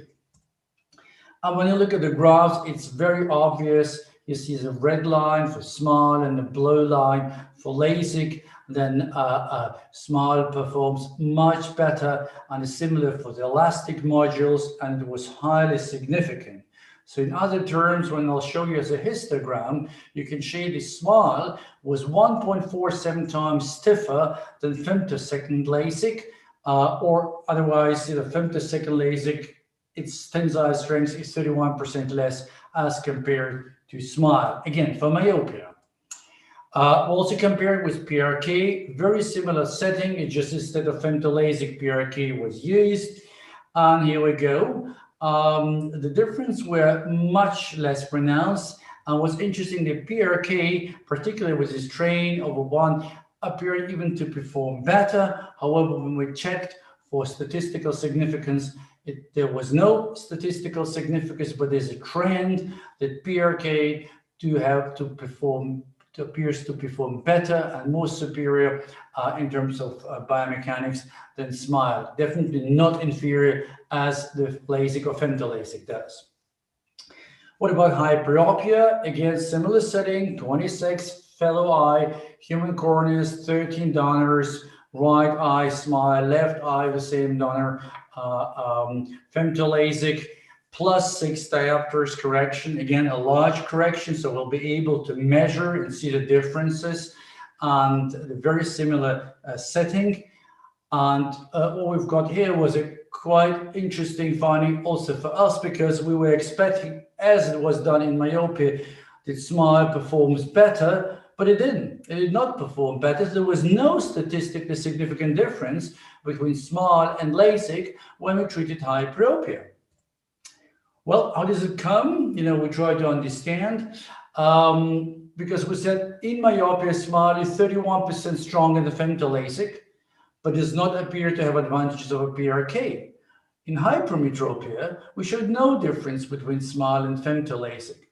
Now, when you look at the lenticules we extract, this is a myopic lenticle, which is actually a plus lens, which is thick in the middle, and this is a hyperopic profile with a thinner part in the middle. But unlike an excimer laser, where you basically have virtually nothing in the middle, we do have a central minimal thickness, which in this case was 25 microns. So if you have a minimal thickness of 25 microns in the center, then obviously the bulk of tissue that's removed in the periphery is also larger.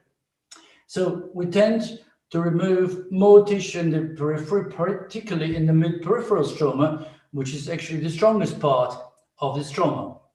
And then also we used a larger opening incision, which was 5 millimeters in hyperopic SMILE versus 3 millimeters in myopic experiments.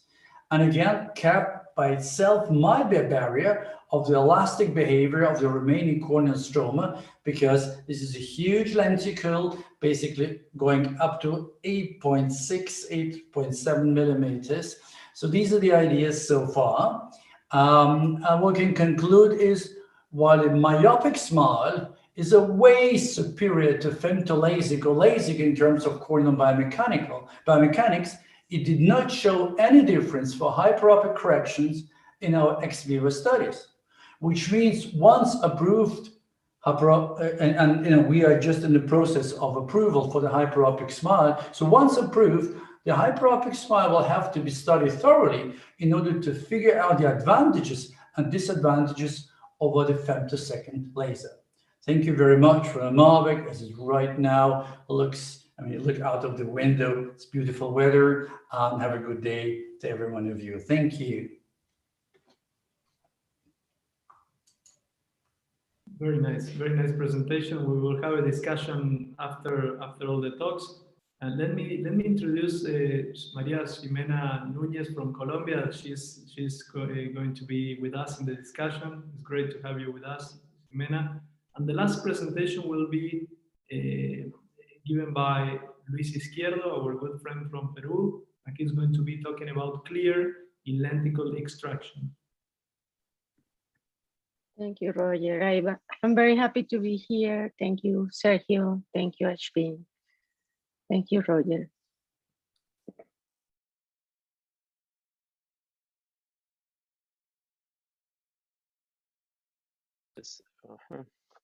Okay, now you hear me?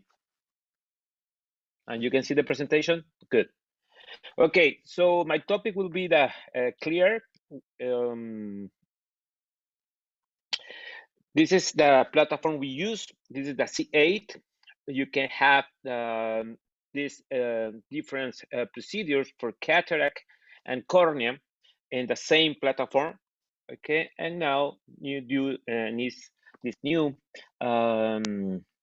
treatment that is called clear. So clear stands for corneal lenticular extraction for advanced refractive correction. Now we have 3 different platforms for do lenticular extraction. 2 brand new, that is the C8 and from Zimmer and the Atos from Schwinn. You can see here in this small summary table that basically the C8, we work with a low energy and with the high repetition rate. So why low energy? Because we can create a smoother stomach bed. This laser works with very low energy, and a high repetition rate give us a no spot distance between them, but are overlapping. So theoretically, we can have a smooth stromal bed. Also, allow us a centration after the suction is applied, and we have a system to guide the lenticular extraction that I will show you.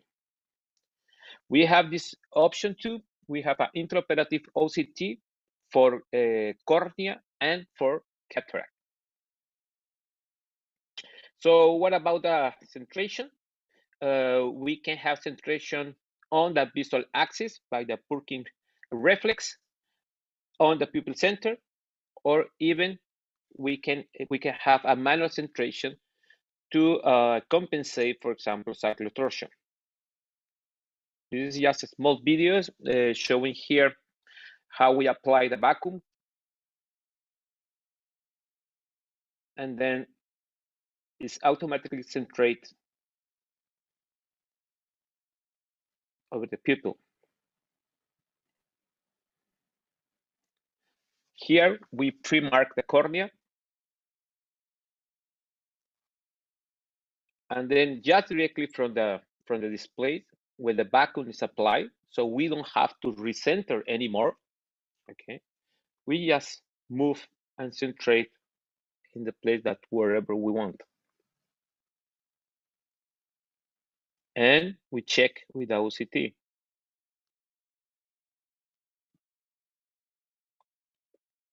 Here, just in live, like everything is now in videos. How it looks.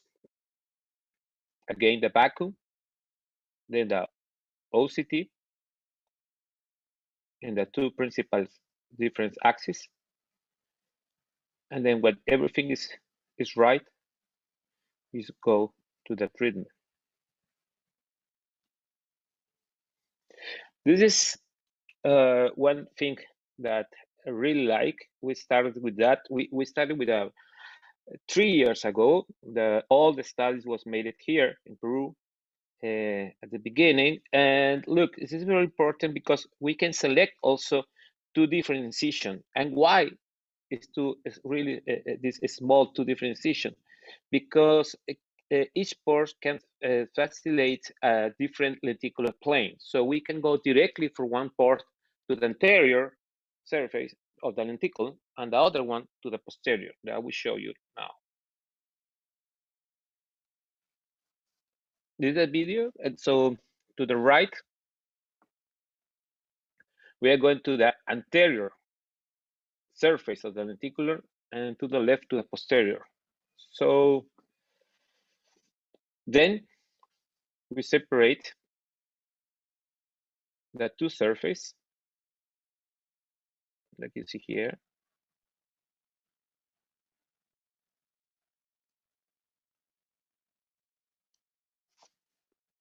And we just remove the lenticle. And I like this approach. help me to be sure that the lenticle is complete.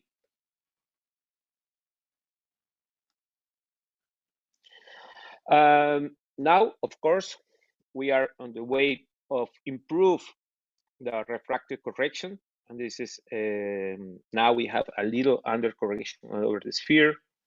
But look, this table about safety that I think is the most important thing. This patient back to 2020, best correct visual acuity between the first week to the first month. This is a new thing. This is a new software that is included in this platform that can help you to improve your results also for refractive. This is how it looks, the topography map before and after, and you can see clear this is the flattening effect over the cornea. There is almost no cylinder induction or in the cornea. Look, is in average point is less than 0.25 diopters, okay, of cylinder induction when you do that.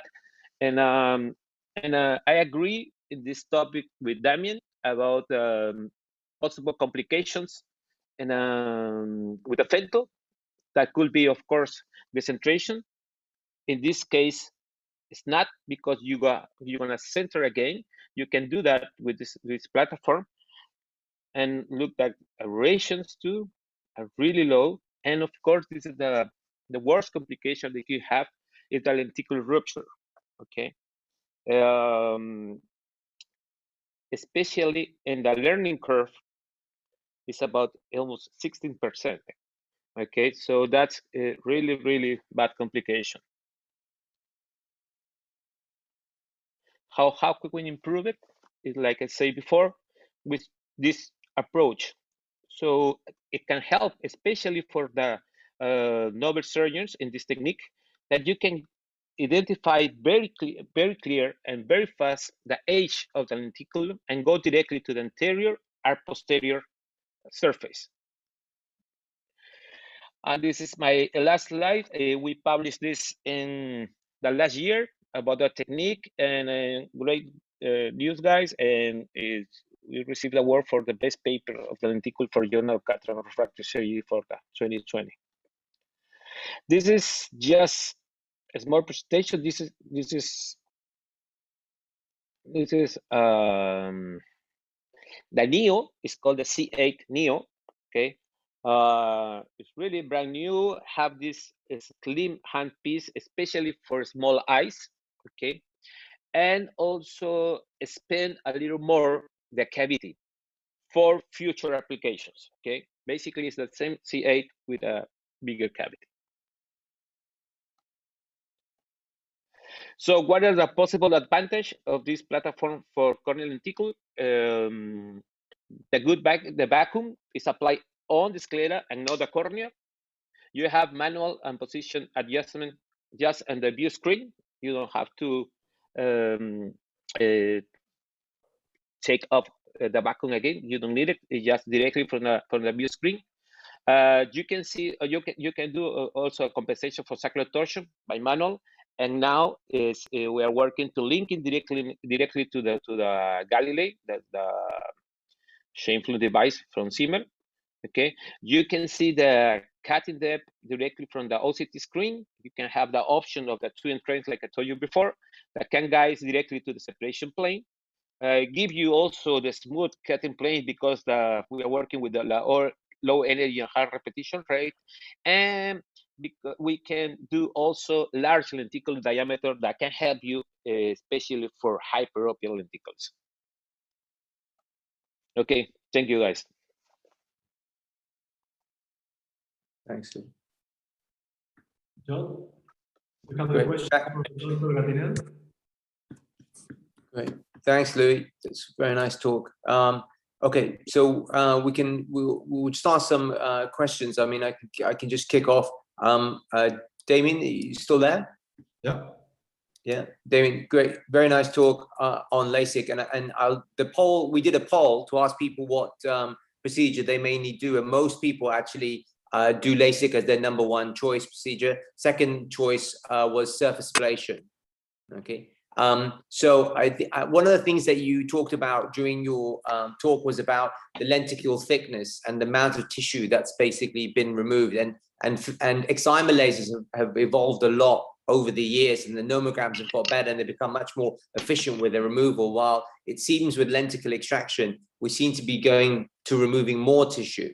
So do you think that some of the newer lenticle extraction machines like the Schwind and what Louis showed with the Z8, the lenticule profile is different. So you haven't got that 15 micron area. Do you think that will produce or will give us some sort of equivalent removal of tissue similar to what we're seeing with LASIK? Or you think it's not achievable with a lenticule versus an excimer ablation?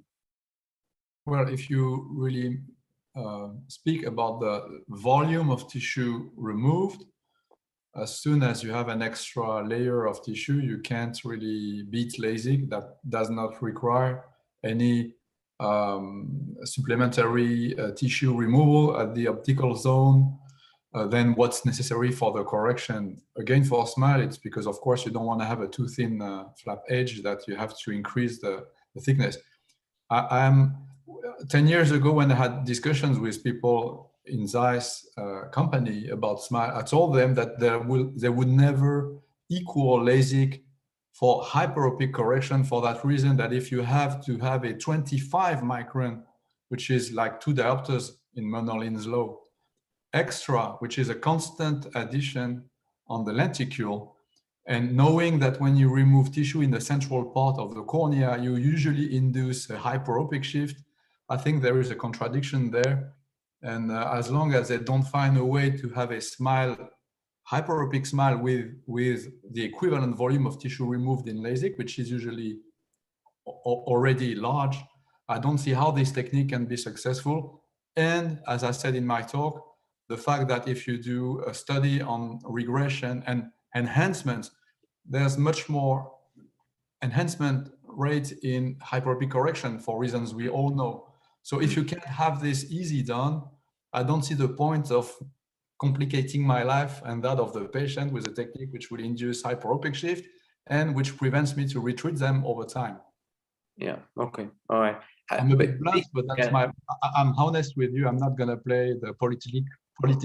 No. It's good to see the point and stuff. Louis, you started doing clear 3 years ago, you said, right? Yes. So before that, you were doing a lot of LASIK. So why did you start doing a lenticular procedure? Because I think there is a space for everything, right? Like we are learning over time that nothing is just for one technique, right? For example, we have patients for PRK, we have patients for LASIK, and I think we have patients also for lenticule, especially moderate to high myopia, for example. I think there is a space for that, and there is space that also you can replace that instead of fake IOLs, for example. So for me, yes, there is a space for that, and I like especially for that cases. Yeah. And Okay. we are running one thing more, that is not the results yet.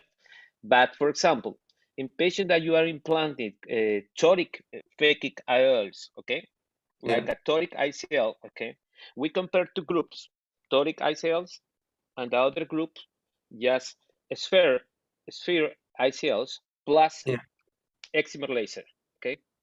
Yeah. It's more precise laser than the toric ICL, okay, for the correction of stigmatism, okay? So what up?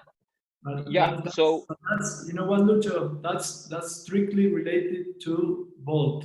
It's not a matter of possibility of correcting. It's a matter that today there is a trend to have less volt because of the aqua flow, because we all feel safer, and the fact that we have less compression in the periphery means that we are experiencing some kind of rotation with, of course, less correction. That's the reason.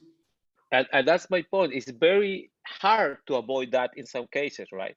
So what about you can combine at the same time the cylinder correction with lenticular approach, okay, and implant or just sphere phakic IOLs? You don't have to wait for the time that you need for this when you ask for, especially for toric phakic IOLs. The second thing, you don't want to be worried about the rotation of these ICLs instead of astigmatism. So I think there is new things that you can do when you have these kinds of technology. So now we are starting to correct the cylinder. Okay, that's the idea. Or on the lenticle and combine with phakic IOLs, and you can do also the same thing for cataract over time. So it's just new things, right? Yeah.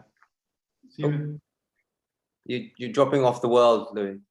Okay, I think we're getting a call here. We've got to wrap up the session because I think that they're running out of time.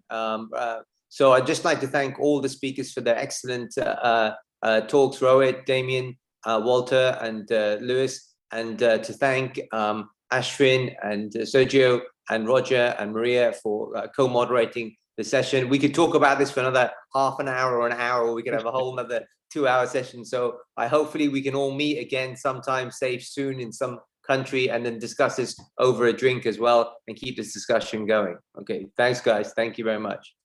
Thank you. Thank you. Thank you.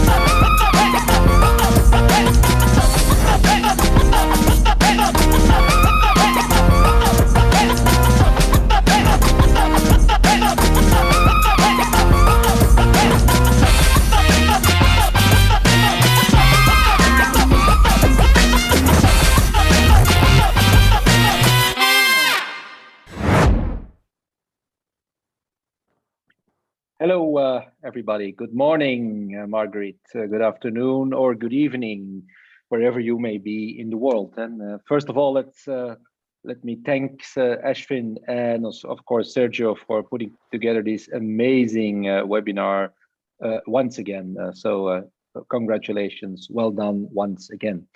So I'm Erik Mertens from Antwerp, Belgium, together with Margaret McDonald from the US. We're moderating this session, and our panelist is Dr. Goyal. And I think that Margaret is going to introduce our first speaker. Thank you, Eric. Would you like to do the poll question? Yes, of course. Sorry, I forgot. Thank you for reminding me. So when you see at your right-hand side, there is a poll question. What is your cut-off for implanting a phakic IOL to correct myopia? And you have different answers. And I'm eager to learn what your answers will be. And we will discuss this at the end of the session. Over to you, Margaret. Very good. Thank you, Eric. It's my great pleasure to introduce Shiraz Daya. His topic is the unhappy Lasik patient.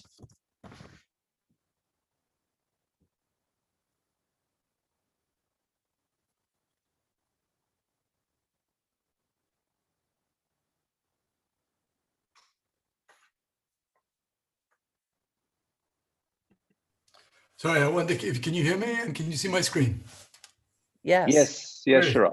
Well, thanks very much again to the organizers, Ashwin and Sergio, for inviting us symposium and the chairs, Margaret McDonald and Eric, and greetings to all participants. I was given this really unusual topic on the unhappy Lasik patient, so I'm going to do my best. We're living in an age right now where an unhappy Lasik patient is kind of few and far between, certainly in my own personal experience. So what I decided to do was take a look at patients that I had seen recently. Now, generally speaking, as I say, the unhappy Lasik patients rare. Good patient selection is centered mainly on avoiding ectasia and avoiding dry eye. And we've done a pretty good job of this with diagnostics, between 3D imaging, pentacam, and now moving on to OCT, with hysteresis looking at biomechanics, as well as the HD analyzer and epithelial thickness mapping. And with better therapeutic technology, femtosecond lasers, and very quick and very accurate eczema lasers with black boxes, we've eliminated a lot of the troubles that we used to have in the early days, almost, well, 30 years ago, actually. And now that we have alternatives to LASIK that are very respectable, phakic lenses, in particular the implantable contact lens with a central opening, and that's made a dramatic difference to many of our practices. So I reviewed unhappy patients for the last 3 years. It's the only way I could do this. Most of them were second opinions, and 2 were my own cases. And there were common themes. There were basically, we were not meeting, or the referring ophthalmologist patients were not meeting patients' expectations, or they were not ready psychologically for the treatment, or indeed they did have a less than ideal outcome. So when it comes to patients' expectations, this is the first case. I had one that came to me very angry with their referring surgeon.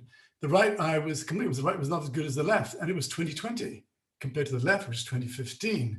And his best corrected vision before surgery was 20/20 in both eyes. So he did better in the left eye, but he was not happy because the right eye was not the same. I examined him, he had a good procedure, there were no aberrations, he had no refractive error, including encyclopedic refraction. I couldn't find anything, and his HD analysis was fantastic as well. I had to tell him that actually that he had a great job, and he was really upset. And the conclusion was he was not satisfied because his outcome did not exceed his expectations. His expectations were very high, and nowhere was anything explained to him about the limitations of surgery, and you can't always get supervision, you can't always get the same vision in both eyes. So managing expectations is vital. As Shakespeare says, it's the root of all heartaches. Patients need to understand the limitations of biological tissues and adverse influences. There's presbyopia, there's the influence of the crystalline lens, which is a biggie.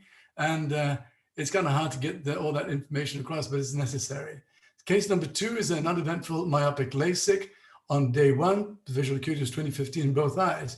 But 1 week later, was admitted to psychiatric hospital, depressed and suicidal and unable to cope.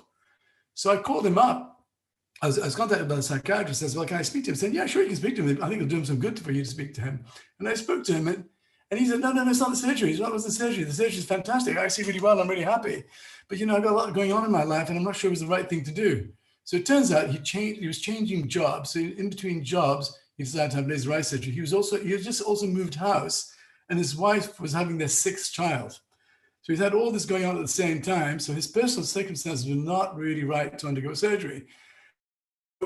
Another lesson to learn is maybe it's worth talking to the patient about their social history and what's going on in their lives before making a decision on their behalf of doing laser eye surgery, or any surgery for that matter.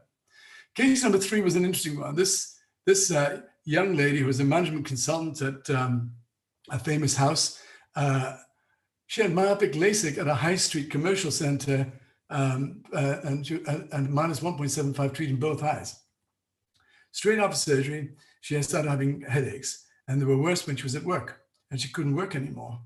She saw 11 doctors and 6 ophthalmologists, and she had MRI scans and CT scans, and she saw a psychiatrist who said she had post-LASIK traumatic stress disorder. I never heard of such a thing. So she came to see me. And what did we find? Well, she had 20/20 vision, and a manifest refraction was plus 0.25 in both eyes, but a cycloplegic refraction was plus 1.75 in both eyes. Shiraz? Yes? Shiraz, I don't mean to interrupt, but your slides are not advancing. they are here. So Oh. which slide am I at right now? I'm seeing alternatives to LASIK, number 5. Alternatives to LASIK. Wow. Well, let me escape and start again. Sounds good. Stop share, and I'll start share again. They're doing some work in our neighborhood on the lines here, so I have been cut off at times. Next I'm going again. Can you see my screen? Yes? Please. Not yet. Not yet. Not yet. What do you see on screen there? Yeah, case 2. Case 2, Okay. slide number 9. All right, great. So case 2, I already spoke about this patient. I'm sorry you didn't see the slides, but there's not much to see. I basically said it all about this poor chap who went to a psychiatric hospital because there was so much going on in his life. This is a patient. Can you see slide number 3 now? This case number 3? Yes. Yes. So this is the patient who had LASIK for -175, and she had headaches and saw a lot of doctors. We cycloplegia refracted her, and she was +175 in each eye, which makes you wonder whether she needed LASIK in the first place.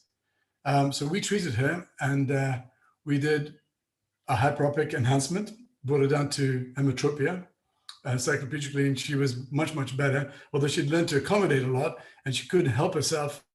She started working up close. She did accommodate. I had to give her cycloplegia in one eye to get her to try and stop. Eventually, she got better. Case number 4, can you see the slide? Yes? Yes, yes, Okay. yes, yes. So this is case number 4, is a 46-year-old lady who was a lawyer, and she was uncomfortable post-Presbyond. Her uncorrected distance visual acuity was 20/50 in the right and 20/80 in the left, which I thought was pretty good. Her near vision was 20/20 in the left, and binocularly she had 20/20 vision. But she was really, really unhappy because she had this sort of cross blur, and she wasn't comfortable. So we cycloplegic refracted her, and we found that she actually had, she was a plano and -125 was intended, and that's what she had. She was slightly more myopic on manifest. But when we cycloplegic her, she was +0.5 in the right eye and -1.25 as intended in the left eye. So the problem was not the overcorrection in the left eye. It was actually a hyperopic residua in the right that was inducing a combination in the non-dominant eye. So I suggest that she have a right eye treated and then sent her back to the ophthalmologist who's looking after her with that recommendation. So the lesson here, and I think I've said it several times, is do not underestimate the value of a cycloplegic refraction. Other less than ideal outcomes that I've had coming over to see me in the last 3 years, one was ectasia in a patient that had a thick cornea, and they felt that it was sufficient enough to do LASIK. Turns out he was an eye rubber, and actually he did have some changes on his topography that were a bit suspicious. This is one of my own patients that had a relative decentration, and he was -8 and complained of bad halos at night. It turns out he had superior descented pupils, and I treated him on his pupillary axis. When he dilated inferiorly, and he was more centered. And in hindsight, perhaps I should have, as you can see on this OPD3 here, you can see his line of sight is actually inferior, but it's centered on almost centered on the cornea. And I should have actually treated his line of sight as opposed to his pupil. So I do that from now on, and I make sure I've got these OPD scans sitting right next to me when I'm operating on patients. So dry eye is one that we have seen. This is a patient who had no pre-op dry eye checks, and the Sherman's test was 0 in both eyes. They also had blink like ophthalmos. You can see where the lid stopped when they blinked. Neuropathic pain, this is the most disturbing one I've seen. This is actually in a PRK, in a boxer who had a +5 treatment on another high street organization. And he was seen by myself 12 months after surgery. And he was a steroid responder, and he didn't take his drops after his original surgery. He developed severe haze. That eventually got better, but he had severe neuropathic pain. We tried everything in terms of correcting his dry eye with IPL, and he had a meibomian gland eversion surgery. Nothing really helped. These are patients that are a nightmare. and we dread to see in walking through our practices. So in terms of avoiding troubles, again, we all know it, careful and thorough preparation of patients, manage their expectations well. And when you have troubles, it's worth listening to patients carefully to see what they have to say and then evaluate them thoroughly. And as I'm saying this again, do not underestimate the value of a cycloplegic refraction at any age. Thank you for your attention, and sorry about the slides. That was Thank great, you. Eric. Yes. Shiraz, go ahead. Go ahead, Eric. You had a question. Oh, yeah. Well, it was indeed you told us, Shiraz, this is a very difficult subject because Lasik is already so many years around, and the complications are down to a minimum level, but it still are complications, as you mentioned. And you covered this pretty good, actually. Congratulations. Maybe Dr. Goyal has a question for you to ask. He's a panelist as well. Thank you. Thank you for the opportunity. Yeah, I think this is an amazing presentation, Shiraz. I think just being honest with the complications and talking about it is one of the most important things. And patient awareness. Now that we know that these complications arise and we've seen a number of them and we know the trend of them, I think making sure that all of our colleagues as well as our patients when they're getting into these types of procedures are aware and they're taking that risk, knowing what the outcomes can be and what the downside could potentially be. So thank you for sharing that. All right, thank you. Yeah, I would say, Shiraz, that over half of the patients that I see, the unhappy post-LASIK patients, have dry eye. It was missed pre-op. And they always say, if you detect it pre-op, it's the patient's problem. If you detect it post-op, it's the surgeon's problem. And often when I treat it, they're happy. What appeared to be a residual refractive error disappears. The other thing that I have used successfully is alpha-GAN P in the US, brimonidine. It prevents pupillary dilation at night and reduces the daytime pupillary diameter by 1/4 to 1/2 millimeter. And often that helps people as they neuroadapt. And with time, their pupil will come down anyway. Have you ever used that trick?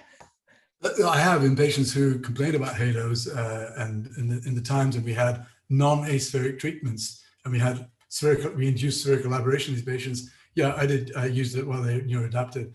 But for the last 12 years, we've had aspheric treatments, and I can go through a smaller zone now, and we just don't see halos like we used to.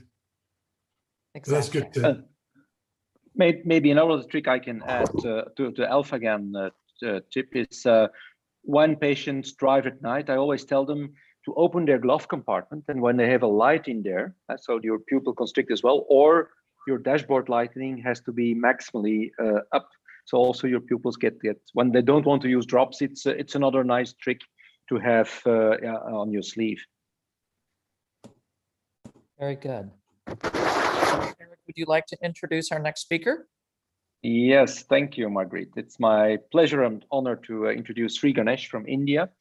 And he's going to talk about SMILE. And if SMILE doesn't go planned, according to, the retained lenticule will mostly be the problem. So Sri, go ahead, the floor is yours.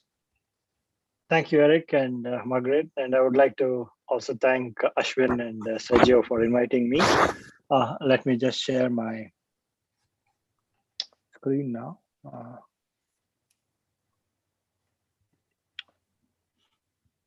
Okay. Let me put it to.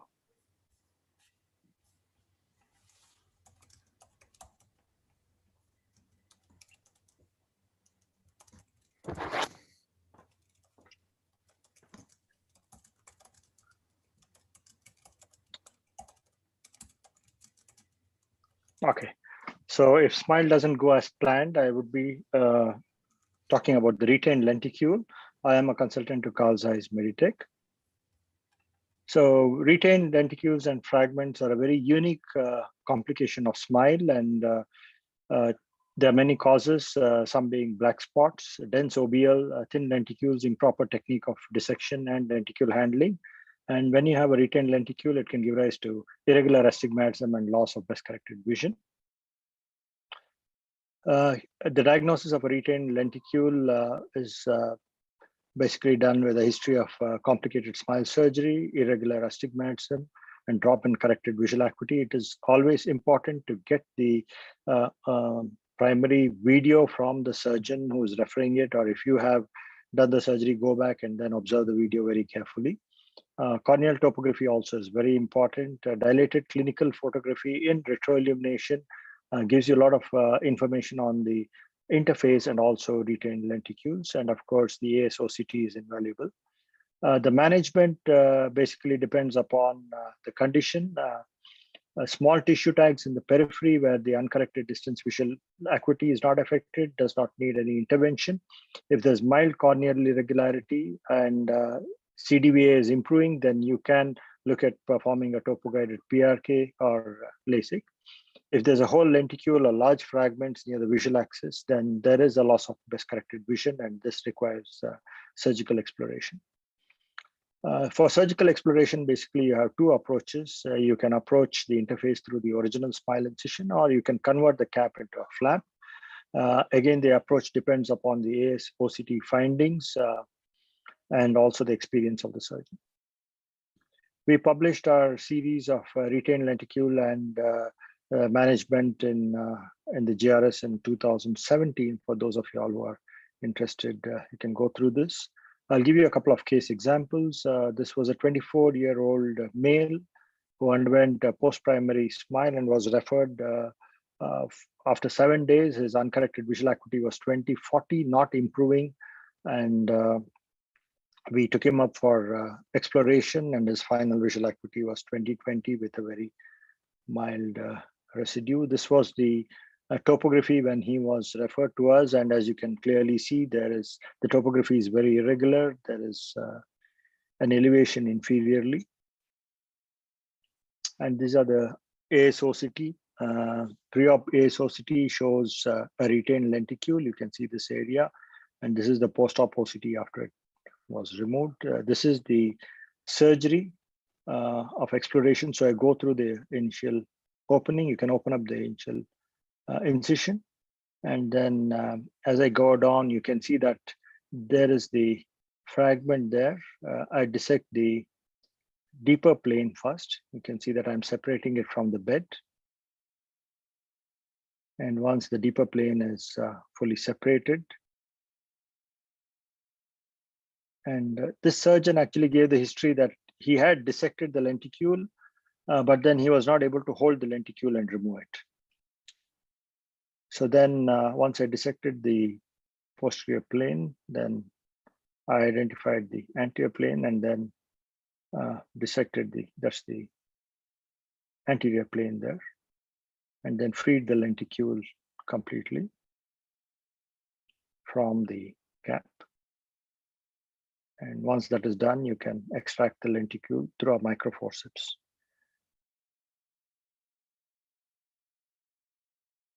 And once I pulled out the lenticule, I thought it was a fragment, but actually when you put it on the cornea and separate it, I was surprised to see that the whole lenticule was there. So what the surgeon had done was he had dissected the lenticule, but he had actually pushed it down and he was not able to grasp the edge.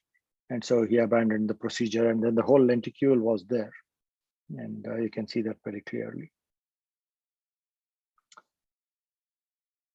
And this patient did very well, as you saw the results. The second approach is the open exploration, and this needs the Circle software. The Circle software, I think, is not available in the US as yet. It is an enhancement solution for SMILE, which allows the surgeon to convert a SMILE cap into a flap. And when you have a difficult situation, it's better to do an open exploration. This is a case where the lenticule was incompletely dissected due to a black patch. A 33-year-old female, smile procedure in both eyes. The left eye was complicated surgery, and her best corrected vision was 20/40, not improving, and she was unhappy. I had done the primary surgery, so this is the video of the primary surgery, and you can see that there's a large black spot there, but it's not in the visual axis. So I decided to go ahead and dissect the lenticule. You can see that the dissection is a little tough, and there is more resistance in that area of the black patch. But I'm able to dissect the lenticule. I remove it. I inspect the lenticule. I see that I've removed the complete lenticule. So I think it should be okay. But then post-op, this was the topography. You can see that there is an elevated area here, steep area. And of course, the elevation maps, also front elevation shows that is about 21 microns elevated. This is the ASOCT. The ASOCT actually was not very remarkable. You can see the interface, but couldn't make out anything. But if you look at the epithelial map was irregular. So then we dilated the pupil and looked at it through retroillumination. And you can see that there is some irregularity here in the interface. So we were not sure. So we decided to do an open exploration. We planned a circle software enabled flap. Then if there is any retained lenticular tissue, to extract it and do a PTK to smooth the bed, and also the central corneal epithelial debridement, because sometimes there can be folds because of the retained lenticule in the epithelium. So this is the repair surgery. We used the circle software, converted the cap into a flap. Once we lifted it, then I noticed that there was a sliver of tissue. So what had happened probably was that a part of the lenticule got left behind. It was very thin, maybe about 15 microns or 20 microns. So very carefully, I kind of stripped it off the bed. And you can see that's the thin tissue which came off. And once that was off, then I just did a 30 micron PTK to smoothen the bed and the interface. So that's a very thin sliver of tissue. That's the PTK being done. And I put back the flap and just remove the central epithelium, stretch the cap, and then put a BCL there. And this was a post-op result. The patient had an uncorrected visual acuity of 20/20 parts. And you can see the improvement in the topography. The central elevation and steepening is gone. And we have a nice, that's the interface. And you can see that the interface is very clear and smooth. And this is the OSI with the HD analyzer. Pre-op, it was 9.2, pretty bad. You can hardly see the baby there, and the point spread function is quite bad. And the OSI improved post-op. This was immediate post-op, where it is around 2 point. And this is the pre and post abrasions on the eye trace. Pre-op, the abrasion, the higher order abrasion total was 1.32 microns, which reduced to, sorry, let me just move this. It reduced to 0.397, which is acceptable. And this patient did well. So the take-home message is irregular astigmatism after smile due to retained lenticule can be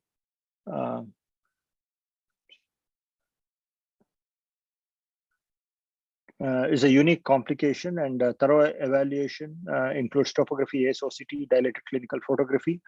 Results of topo-guided ablations may be very unpredictable, so that is not the first choice. Exploration of the smile pocket is usually required to remove the source of irregular astigmatism, which is the retained lenticule. And the circle software is a useful tool in complicated cases of retained lenticule and smile, facilitates easy access to the interface for exploration.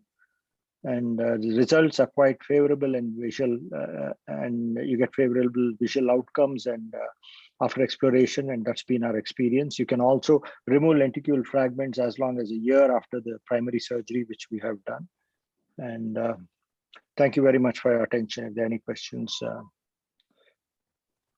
I would be happy to take them now. Thank you, Sri. That was terrific. I have a quick question.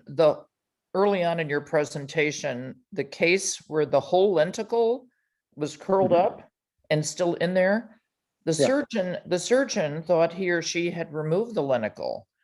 So what did they pull out? And was this a novice surgeon, I would imagine? Yeah, this was another surgeon, a beginner. So you can see it was a 4 millimeter incision. he told me that he had dissected it, but he could not hold on to the lenticule. So he tried repeatedly, but he was not able to grasp the lenticule with the microforceps, and he abandoned the surgery. So he knew that the whole lenticle was still in there. Yeah, but on OCT, I could see only a part of it. So I was not sure whether the whole lenticule was there, whether he had kind of split the lenticule, removed part of it. Wow. So this is it's an interesting case. Great case. That's really a great presentation. Thank you very much.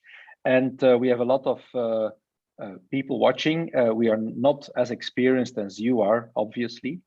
And what is remarkable to me is that many surgeons who do smile, they market it as being a flapless procedure. But as you pointed out, sometimes you have to open up.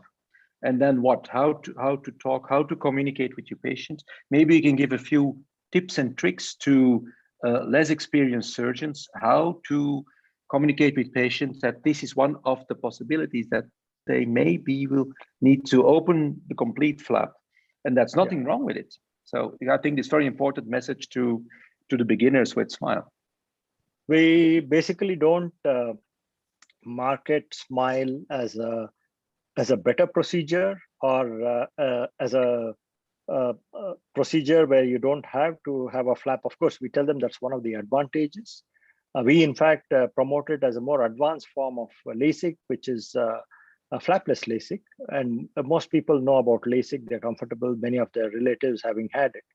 But we also tell them, it's also in our consent forms, that during the procedure, if you have a suction loss during the stage of SMILE, that we may have to convert it into a flap. That's one of the indications. And the second is, rarely if there's a complication, we may have to again convert the cap into a flap, but it's extremely rare. And the third is, if they need an enhancement later on, then we may have to convert the cap into the flap. So they are aware of this.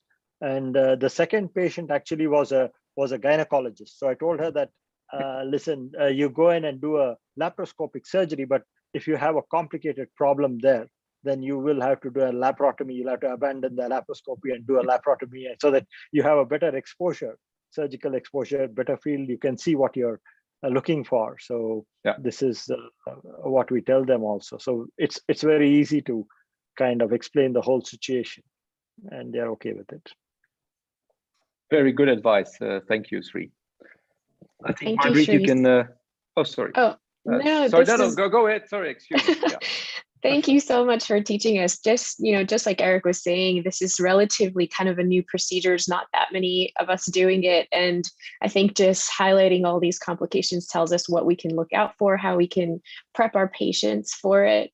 And one of the questions that I was thinking of as you're doing this, which you kind of answered in the end, was that, up to a year, you can go back and kind of take out any lenticules that are left over. But do you think that that's the limit? Do you think that maybe if there was something that we needed to do later on, we could still do it? Yeah, you could do it, because the interface never heals. It's like LASIK. It's like how you can lift a LASIK flap, but here you can enter into the original incision. You can actually open the incision. You can enter into the interface, and even a couple of years later. So that's how the Circle software works, because you're converting the cap into a flap. You can easily lift the flap, and you hardly have to dissect it because the interface is still there, and then you can do your enhancement. So, I mean, the maximum I have explored is probably 1.5 years, where I've gone in and removed tissue, and it's magical. The patient is so unhappy. The best corrected vision is so bad. The OSI scores are so bad. You just go in and then remove the lenticule, and everything is fine. So it's like magic. So it's very rewarding when you do the surgery. Perfect. Thank you. Thank you. Thank you, Sri. Thank you for your comments, Eric and Yamane. So we're going to go on.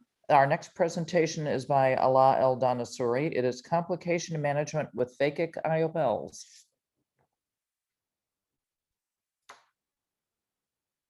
Ladies and gentlemen, I'm Ala El Danasuri. I'm happy to participate in this recorded session. Thanks to the organizers for the invitation. I was asked to present a very brief talk on the management of complications of phakic intraocular lenses. I'm consulting to Star Surgical, the manufacturer of the ICL. I thought the best way to prepare for this talk is to retrospectively analyze the complications that we encountered in a group of consecutive patients who received EVO Plus or EVO. This is the latest model of the ICL with the central hole and the larger optical diameter. So we had 1,522 consecutive cases who completed at least 2 years after surgery with a mean follow-up of 3.7 years. The main complications we encountered were related to sizing, 0.8%, alignment, 0.6%, residual refractive error, 2.7%, and we did not have any case of metabolic cataract in this group of patients. This is an example of an oversized ICL. It's very uncommon, 0.5%. This patient had relatively low myopia, -4. Diopter was the power of the ICL implanted. It was an EVO Plus spherical lens, and we got a volt of 1135 microns because the lens was oversized. But because the angle was open and the IOP was normal, so we did not rush into removing the lens. We waited for 3 weeks to give time for any trapped viscoelastic to be washed out. But at the end of the 3rd week, the volt was still high, so we decided to rotate this lens vertically. Because we know that the vertical sulcus diameter is larger than the horizontal sulcus diameter, and because this lens is spheric, so we rotated the lens vertically, and actually the volt decreased from 1100 to 965 microns. That is acceptable, however, it's not satisfactory. So we decided to exchange the lens with a smaller size lens. So we removed the 13.2 millimeter lens and we inserted a 12.6 millimeter lens. That's 1 step lower. And as you can see, we got a very decent volt of 581 microns, and that is very safe for the patient. Undersizing, on the other hand, is less common in our hands, 0.3%, and the indication to exchange an undersized lens is peripheral touch, because this might lead to accumulation of toxic metabolite behind the lens, though this is very rare with the ICL with the central hole, the aquaport, because of the almost normal circulation of the aqueous, because it washes any metabolites between the lens and the crystalline lens. But still, peripheral touch or crystalline lens touch is an indication to remove an undersized lens, which is very rare nowadays. I'm showing you this edited video of removal of the ICL. I just wanted to show you the removal part through a 3 millimeter incision. The tip here is to position the lens diagonally to the wound, and then with a tooth forceps, you grasp the lens and pull it through the 3 millimeter wound. It will come out easily and simply, and you have to hold the lens in its thickest part, which is between the junction between the optic and the haptic. Misalignment might happen early after surgery if the lens is a toric lens is not properly positioned during surgery because of intraoperative meiosis or cyclotorsion. Early rotation might happen if the lens is undersized, and late rotation is usually related to trauma. In this case, you can see the residual astigmatism early after surgery is 1.5 diopters because the lens is not properly aligned. There is a 15 degrees of misalignment. So we went back and repositioned the lens in the proper position, and the astigmatism went down to almost 0. And we're following these patients now for 4 years, and the lens is exactly where we left it since we did the reposition. We had 3% eyes with residual refractive error of more than 1. Here you have 2 options, either to exchange the lens, which was the preferred option for the majority of our patients, and you can also do a laser vision correction with the surface ablation or Lasik if you prefer this. We did not have any case of metabolic cataract with the EVO Plus or EVO. With the earlier models, we have less than 1% cataract, and we did phaco and with premium IOL, and all these patients were extremely satisfied with the final visual outcome. So in conclusion, sizing issues are the most common complication after ICL surgery. The management is easy and safe through ICL exchange. Misalignment or rotation might happen, And again, the management is easy and safe through repositioning of the lens. If you have significant residual error, then you have the option of exchanging the lens or doing a laser vision correction. Metabolic cataract, though very rare with the current model, can be treated with phaco and premium IOL, and usually the visual outcome is very satisfactory. And I thank you for your kind attention.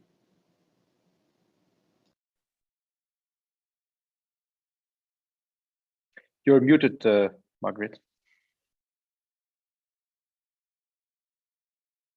You're still on mute. There we go. Thank you, Allah. That was terrific. And even though it's pre-recorded, Allah is with us. You have incredibly low complication rates with phakic IOLs. What do you think is the #1 issue internationally, the #1 complication with phakic IOLs? Well, I believe the #1 issue with the ICL is still the sizing. Whenever I do an ICL on a patient, especially patients with low myopia, now I prefer doing ICL even for lower amounts of myopia, but my main concern is the sizing. So if I have any doubt about sizing, especially in low amounts of myopia, I have to double check everything. So I think sizing is the only of the main unfinished business with the ICL so far.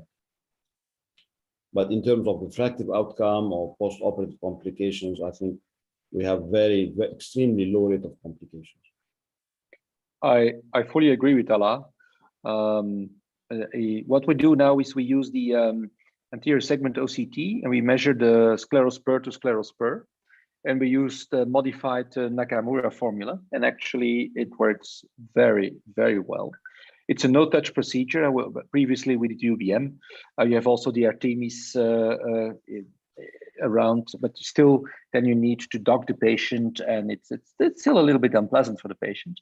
But with a non-touch anterior segment OCT, it's made our life much easier, and the predictability is very high nowadays. I don't have any problems anymore with the low volts, because with, as Allah nicely pointed out, that we don't see cataracts anymore with the Aquaport since the introduction of the V4C. The only thing is when we have a high volt, then you have to be careful, of course, and you need to sometimes rotate the lens when it's not a toric ICL and see if the volt comes down, or when it's a toric ICL, of course, you have to exchange it for a smaller diameter. I have so many questions as well, but I'm going to limit it to 2 things that I think will be really helpful for me as a person who's just getting trained in ICLs and our audience. What is the lowest or the smallest amount of myopia that you use this for, and the highest? And then also, what is the cutoff for your AC depth, and which number are you actually using? Because depending on which device you're using to measure it, I know it's a different value. Well, the higher amount of myopia I correct with the ICL depends on the availability of the power. With the ICL, the highest amount of myopia can correct is 18 diopters in sphere, so this is the highest, unfortunately. The lower amount of myopia is open. I used ICL for patients who are as low as -2 diopters. And especially when they have relatives or friends who had ICLs and are happy, so they just come asking for the ICL, and I have no issues implanting ICL. Actually, I would prefer when the patient asks for an ICL for a -2 or -3, I feel better doing an ICL than any other kind of procedures. The other question was about the AC depth. Anterior chamber depth. Yeah, nowadays 2.8 for myopia, but to be very, very honest, I can cheat a little bit. I can go to 2.7 or even That's sometimes what I want to know. Yeah, so this is not the classic teaching, but especially for lower amount of myopia without astigmatism, the lens is much thinner. So I can go lower than 2.8, but the classic teaching is 2.8, but not for the hyperopia. For the hyperopia, I would stick with the 3 millimeter all the time. Thank you. Perfect. So now that you mention it, let me have a quick look at the poll, because it ended. And when we look at the cutoff point for the audience for implanted phakic IOL, most of them are -6 or above. Only 7% are at -4, and another 7% are at -0.5 diopter and onwards. So still three-quarter, more than actually 85% of the audience still uses phakic IOLs for the higher amounts of myopia, although the complication rate the last years, especially with the Aquaport, has come down significantly. And I think we will see that more and more people will come down if they get more accustomed to do these lens, Yamane. You will learn that very quickly. That it's a very nice procedure. So in the interest of, yeah. In the interest of time, we have to move on and to our last speaker. Last but not the least, it's Dr. Florian Kretz from Germany. He's choosing the right optical design in post-refractive corneas, which is of course a huge challenge. And those people, of course, they want to be free of glasses because they had a procedure many years ago, and now they come back to our offices to get a lens exchange. And Florian will teach us which lens to choose and which pre-op diagnostic instruments to use. So Florian, please enlighten us. Hi, Eric. Hi, Margaret. Thank you, Sergio. Thank you, Ashwin, for inviting me to be here. And it's a pleasure for me talking about choosing the right optical design in post-refractive corneas, which is actually a difficult task because many people don't want to choose any design. Here are my financial disclosures. Some of them fit for this talk, some don't. So it's always the question, in any post-refractive cornea, do you go for the bad? Do you go for the good? Where are we going to head? And if we look at like optical designs in normal corneas and we look at the outcomes, we often end up with the problem of dysphotopsia and optical quality. And you see, usually they're very well. And there are some like ways that you can go for as kind of a excuse way, using a pinhole design, using a trifocal, especially now where we have aspheric profiles for the cornea. So there's a good outcome for those patients. But I think the main thing is, if you have any cornea that is not normal, you need to stop. You need to look at it, you need to analyze it, and then you need to act, and you need to act in the interest of the patient. Very important is the precise measurement. It's not enough just to use an optical biometry, just use a normal topography or keratometer. If it's a post-refractive case and the patient wants the best possible outcome, you need several measurements and you need to like put them beside each other and see, okay, where are the differences and where are the common causes of error. And that will definitely help you to find a tailored solution. So the basic optical principles available, diffractive optics, refractive optics that you could choose. But there's very important considerations that you have to take between risk and reward for your patients. And if you look at post-refractive corneas, they often have aberrations, especially in the older spherical profiles with high spherical aberration. And spherical aberration is nothing we have to be afraid of. We use it now in modern IOLs, the so-called monofocal plus lenses, to actually enhance the range of vision.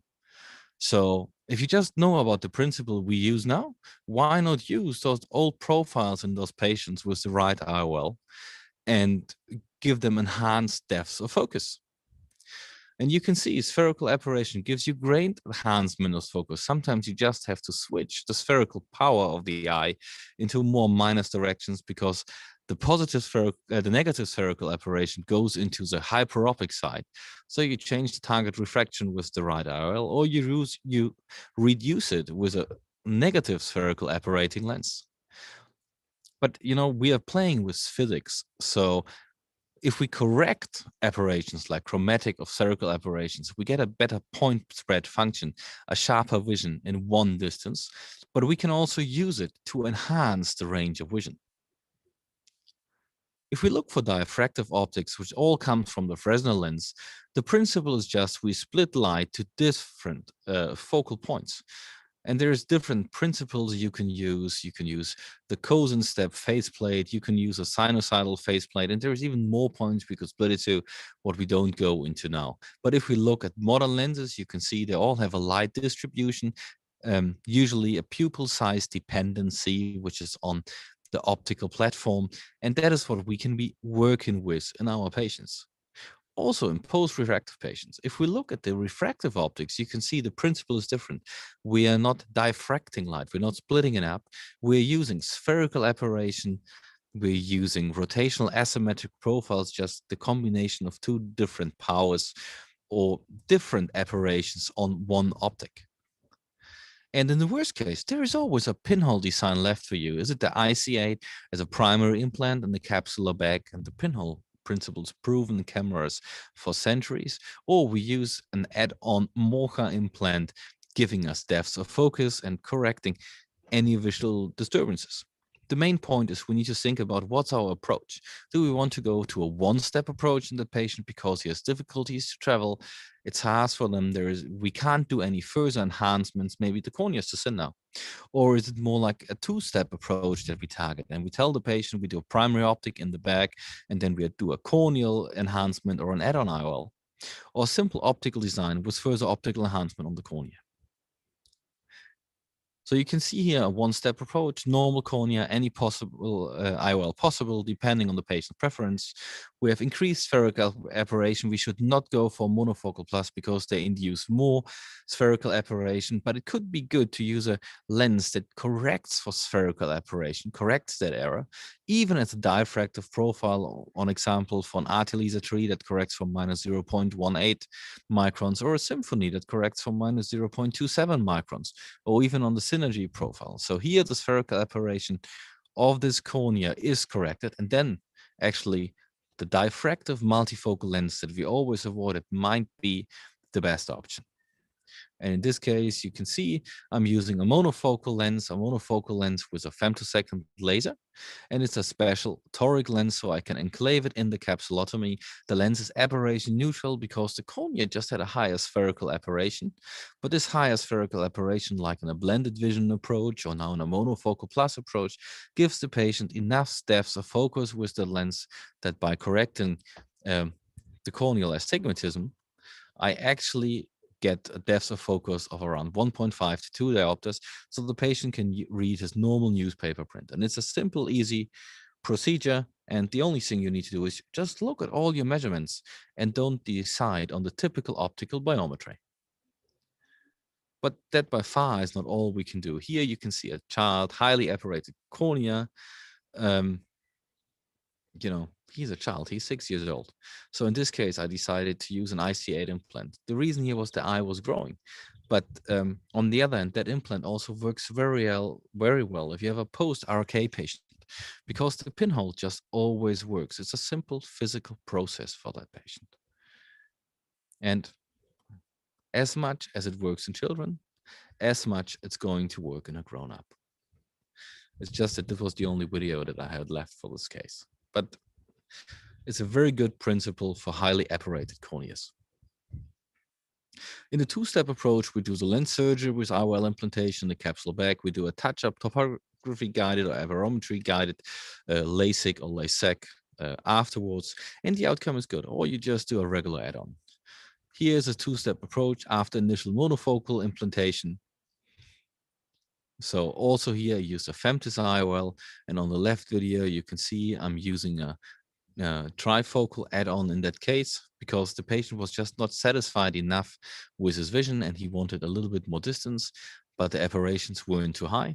And on the right video you will see the patient had a toric lens in this case after a PRK. I couldn't rotate the lens because of COVID actually.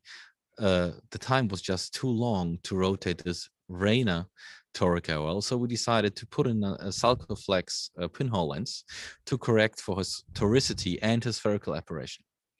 And in both cases, the outcome of the patients is excellent. But it's just like, you know, there is not really exclusions. There's just finding the right possible way for each patient to find a solution. And then the patients will be happy and will be satisfied afterwards. And especially those add-ons, they are quite simple, straightforward surgeries. So in conclusion, amount of post-refractive surgery cataracts is increasing. The longer the initial surgery ago, the higher the risk for higher order aberrations. but take into account precise measurement and corneal evaluation is really important. Look at your measurements, look at the implants you have that you can choose from, and then do the right surgical planning. Choose between a one-step or two-step approach. Whenever you counsel the patient, hey, you need 2 surgeries, the patient will be fine. They accept because they want the best possible outcome in their situation. Then you choose the right optic, you counsel them for the right TAPA procedure, and everything is going to be fine. So that was my 5 minutes, and I'm very happy anybody can contact me if they want, and I'm very open to answer any questions. Thank you, Florian. So the floor is open. Yamane, do you have any questions for Florian? Florian, that was amazing. I don't have any particular questions, but I could talk to you about this stuff for hours. I think one of the key points you kind of ended your talk with was that there's not just one combination that works for everybody. There's a gabillion combinations that you can use for your gabillion patients, and each one of them may have their own unique one. And just keeping your mind open and attending these things and talking to everybody so we can keep on building on what those combinations are is so important. Thank you. Thank you very much. So very interesting talk, Florian. There are a lot of questions on the live chat. I just want to ask you to answer them online because we don't have any time to deal with them here in the live session, because it's already running over time quite a lot. So if you can take your time after you finish your nice glass of wine, maybe you can do it afterwards. So I would like to thank everybody. Guys, thank you, Eric, Margaret, Siri, Royal, Florian, everybody, Shara, Allah. It's a great pleasure for us to have you here. Everybody was talking about our meeting, the social medias last week, and it's because every speaker they stay here. Thank you again, and let's go. Thank you, Sergio. Thank you. Bye-bye. Bye-bye. Thank you. Nice Bye. to see you Bye. all. Bye-bye. Bye. Nice seeing you all.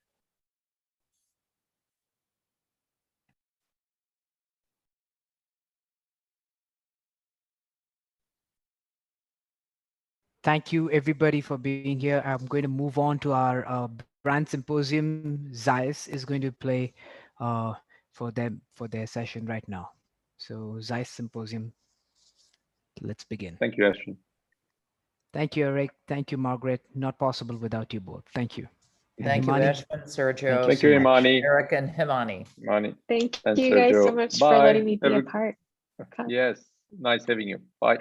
Bye-bye.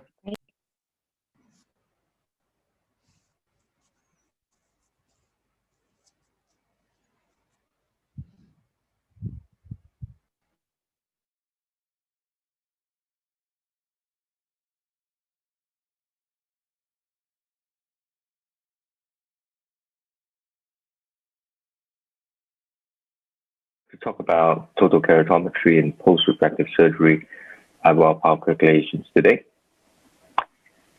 So there are 3 main sources of error when we look at patients with previous myopic LASIK or PRK. The first error is the measurement of the anterior corneal radius. Because LASIK flattens the central cornea, the periphery is relatively steepened. So we may be measuring the steep paracentral area rather than the central area. However, this is not a big problem today because most ablation zones are much bigger. The main error is actually the calculation of corneal power. Standard keratometry measures only the anterior corneal radius, and this is used to estimate the corneal power using the keratometric index. And because LASIK alters the anterior to posterior corneal relationship, these will lead to an overestimated K and hyperopic error. The final error is a prediction of the effective lens position, or ELP. So most formulas would utilize K to predict ELP. The exception is the Haigis formula. So when you have a flatter anterior cornea, this would lead to an erroneously shorter ELP and again a hyperopic error. So how does total keratometry help? The RMaster 700 total keratometry is a new parameter. It combines the telecentric anterior corneal radius measurement with the SwepSource OCT, which then measures the posterior corneal radius and central corneal thickness. So this in essence gives us total corneal power, or like Zeiss would call it total keratometry. So here's an example of a normal cornea.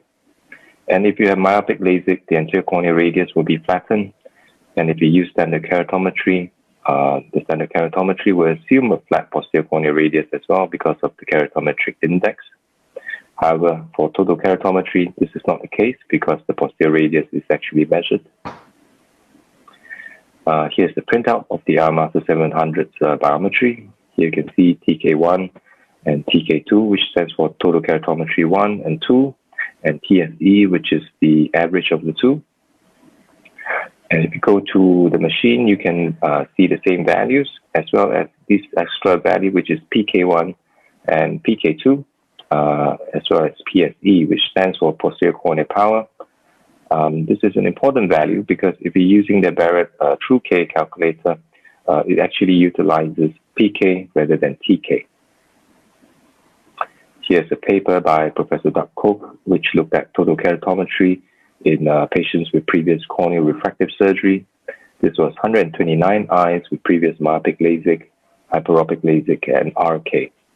And they compared three formulas, the Barrett TrueK without TK, Haigis L formula, and the standard Haigis formula using TK. So for the myopic LASIK patients, there was no difference between the Barrett TrueK without TK and Haigis TK. For the hyperopic LASIK and RK groups, there was no difference between all formulas. So what this paper really shows is that the standard Haigis formula using TK is actually equivalent to the Barrett TrueK without history. Here's another paper by Professor Graham Barrett, which also looked at total keratometry in patients with previous myopic LASIK and hyperopic LASIK. This was 72 eyes, and they compared more formulas, the ASCRS average, the Barrett TrueK without TK, the Barrett TrueK with TK, the Haigis L formula, the standard Haigis formula with TK, the Sharma's PL formula, and the Holiday 1 formula using a double K method using the TK. So here's the chart showing the different formulas, and you can see that the Barrett TrueK with TK is performing better than Barrett TrueK without TK. And again, the Haigis formula with TK is also doing pretty well. This is in concordance with the paper and the study by Professor Doug Cook. So we also did a study on total keratometry in Singapore. This is a paper that we published recently. This was an assessment of accuracy of different formulas using the TK in post-myopic laser refractive surgery patients. These were 64 eyes from 49 patients. 3 had previous PRK, and 61 had previous myopic LASIK. So all measurements were done with the IOLs 700. 4 surgeons performed the surgeries. We used 3 types of IOLs. The patients were followed up in the standard manner, and refraction was performed at the 1-month visit. So we wanted to compare the prediction accuracy of formulas with and without TK. This includes the post-LASIK no history formulas from the ASCRS website, which had the Barrett TrueK, Haigis L, and Sharma's PL, as well as the Barrett TrueK with TK. Also, we looked at the conventional formulas, which are not meant for LASIK cases, the EVO, Haigis, Q, Holiday 1, and SRKT, and we added TK to them to see how they performed. So the Barrett TrueK with TK was generated from the APACRS website. And for the Haigis formula, because it does not use K to predict its ELP, you can use TK directly to the Haigis formula. However, for the EVO, Q, Holiday 1, and SRKT, all these formulas actually utilizes K to predict ELP. So to avoid an ELP error, TK is actually used with a reverse double K method described in the paper. In essence, it's using the PK value to generate the pre-LASIK anterior corneal radius, and then the TK value is to represent the current corneal power. So all formulas use the Euler constant or APACRS length constants for the Barrett TrueK. Here is how we use TK with the Barrett calculator. You can see here there's options for predicted PCA and measured PCA. So we're going to use TK. You should choose measured PCA rather than predicted PCA. And then this page would be generated, and you can input the PK values into the boxes below. Bear in mind, the IOLmaster 700 gives PK values in negative values. So for the Barrett calculator, you need to remove the minus signs from the PK values. Okay, here are the results from the study. Most importantly, if you look at the standard keratometry compared to total keratometry, you can see that the mean total keratometry value is lower than standard keratometry, which suggests that the TK value is not overestimating the cornea power. Here we look at the results of the no history formulas, the Barrett True K, Haigis L, Shamas PL, and Barrett True K with TK. You can see here that the Barrett True K without history is performing better than Haigis L and Shamas PL. And then if you add TK to the Barrett True K, it is performing better than Barrett True K without TK. So what about the standard non-LASIK formulas such as EVO, Haigis, Q, HOLA1, and SRKT? So without TK, they're not doing too well because they're not post-LASIK formulas. But what happens if we add TK to them? Right, so amazingly, all of them did very well. EVO TK did very well with about 68.75% within 0.5. The Haigis TK also performed very well with 64.06% within 0.5. And even our standard traditional formulas such as Q, HOLA1, and SRKT did pretty well with the TK parameter. Here's the table showing the overall results. If you look at our traditional post-LASIK formulas such as Haigis L and Shamas PL, they have a significant myopic error and the highest mean absolute errors. Here are the three formulas that did the best, namely the Barrett True K with TK, EVO with TK, and Haigis with TK. All of these three formulas had the lowest mean absolute error, median absolute error, and standard deviation. So for the Barrett True K with TK, EVO with TK, and Haigis with TK, they were all statistically better than Haigis L, Shamas PL, and HOLA1. Even Q and SRKT with TK performed better than Haigis L, which is quite surprising. So our findings were that without TK, the Barrett True K formula performed better than Haigis L and Shamas PL, but then the Barrett True K improved further with the TK parameter, and the Barrett True K with TK, EVO with TK, and the Haigis with TK performed the best. And what was surprising was that standard non-LASIK formulas were able to predict for post-refractive surgery cases using the TK and reverse double K method. So in conclusion, the IOLmaster 700's total keratometry really opens up a new dimension in post-LASIK refractive surgery cases. It enables more accurate IOL power calculations for these types of patients. And these three formulas performed the best in our study: the Barrett True K with TK, EVO with TK, and Haigis with TK. Thank you for your time. End of the day, I would like to say thank you for all attended speakers and sponsors. It was a great day. It was a great honor for us. And Ashwin, your words for everybody. Thank you, Sergio. Thank you for that. And thank you each and every speaker, moderator, panelist from the bottom of my heart. Thank you, sponsors, without which encouragement we wouldn't be able to do this.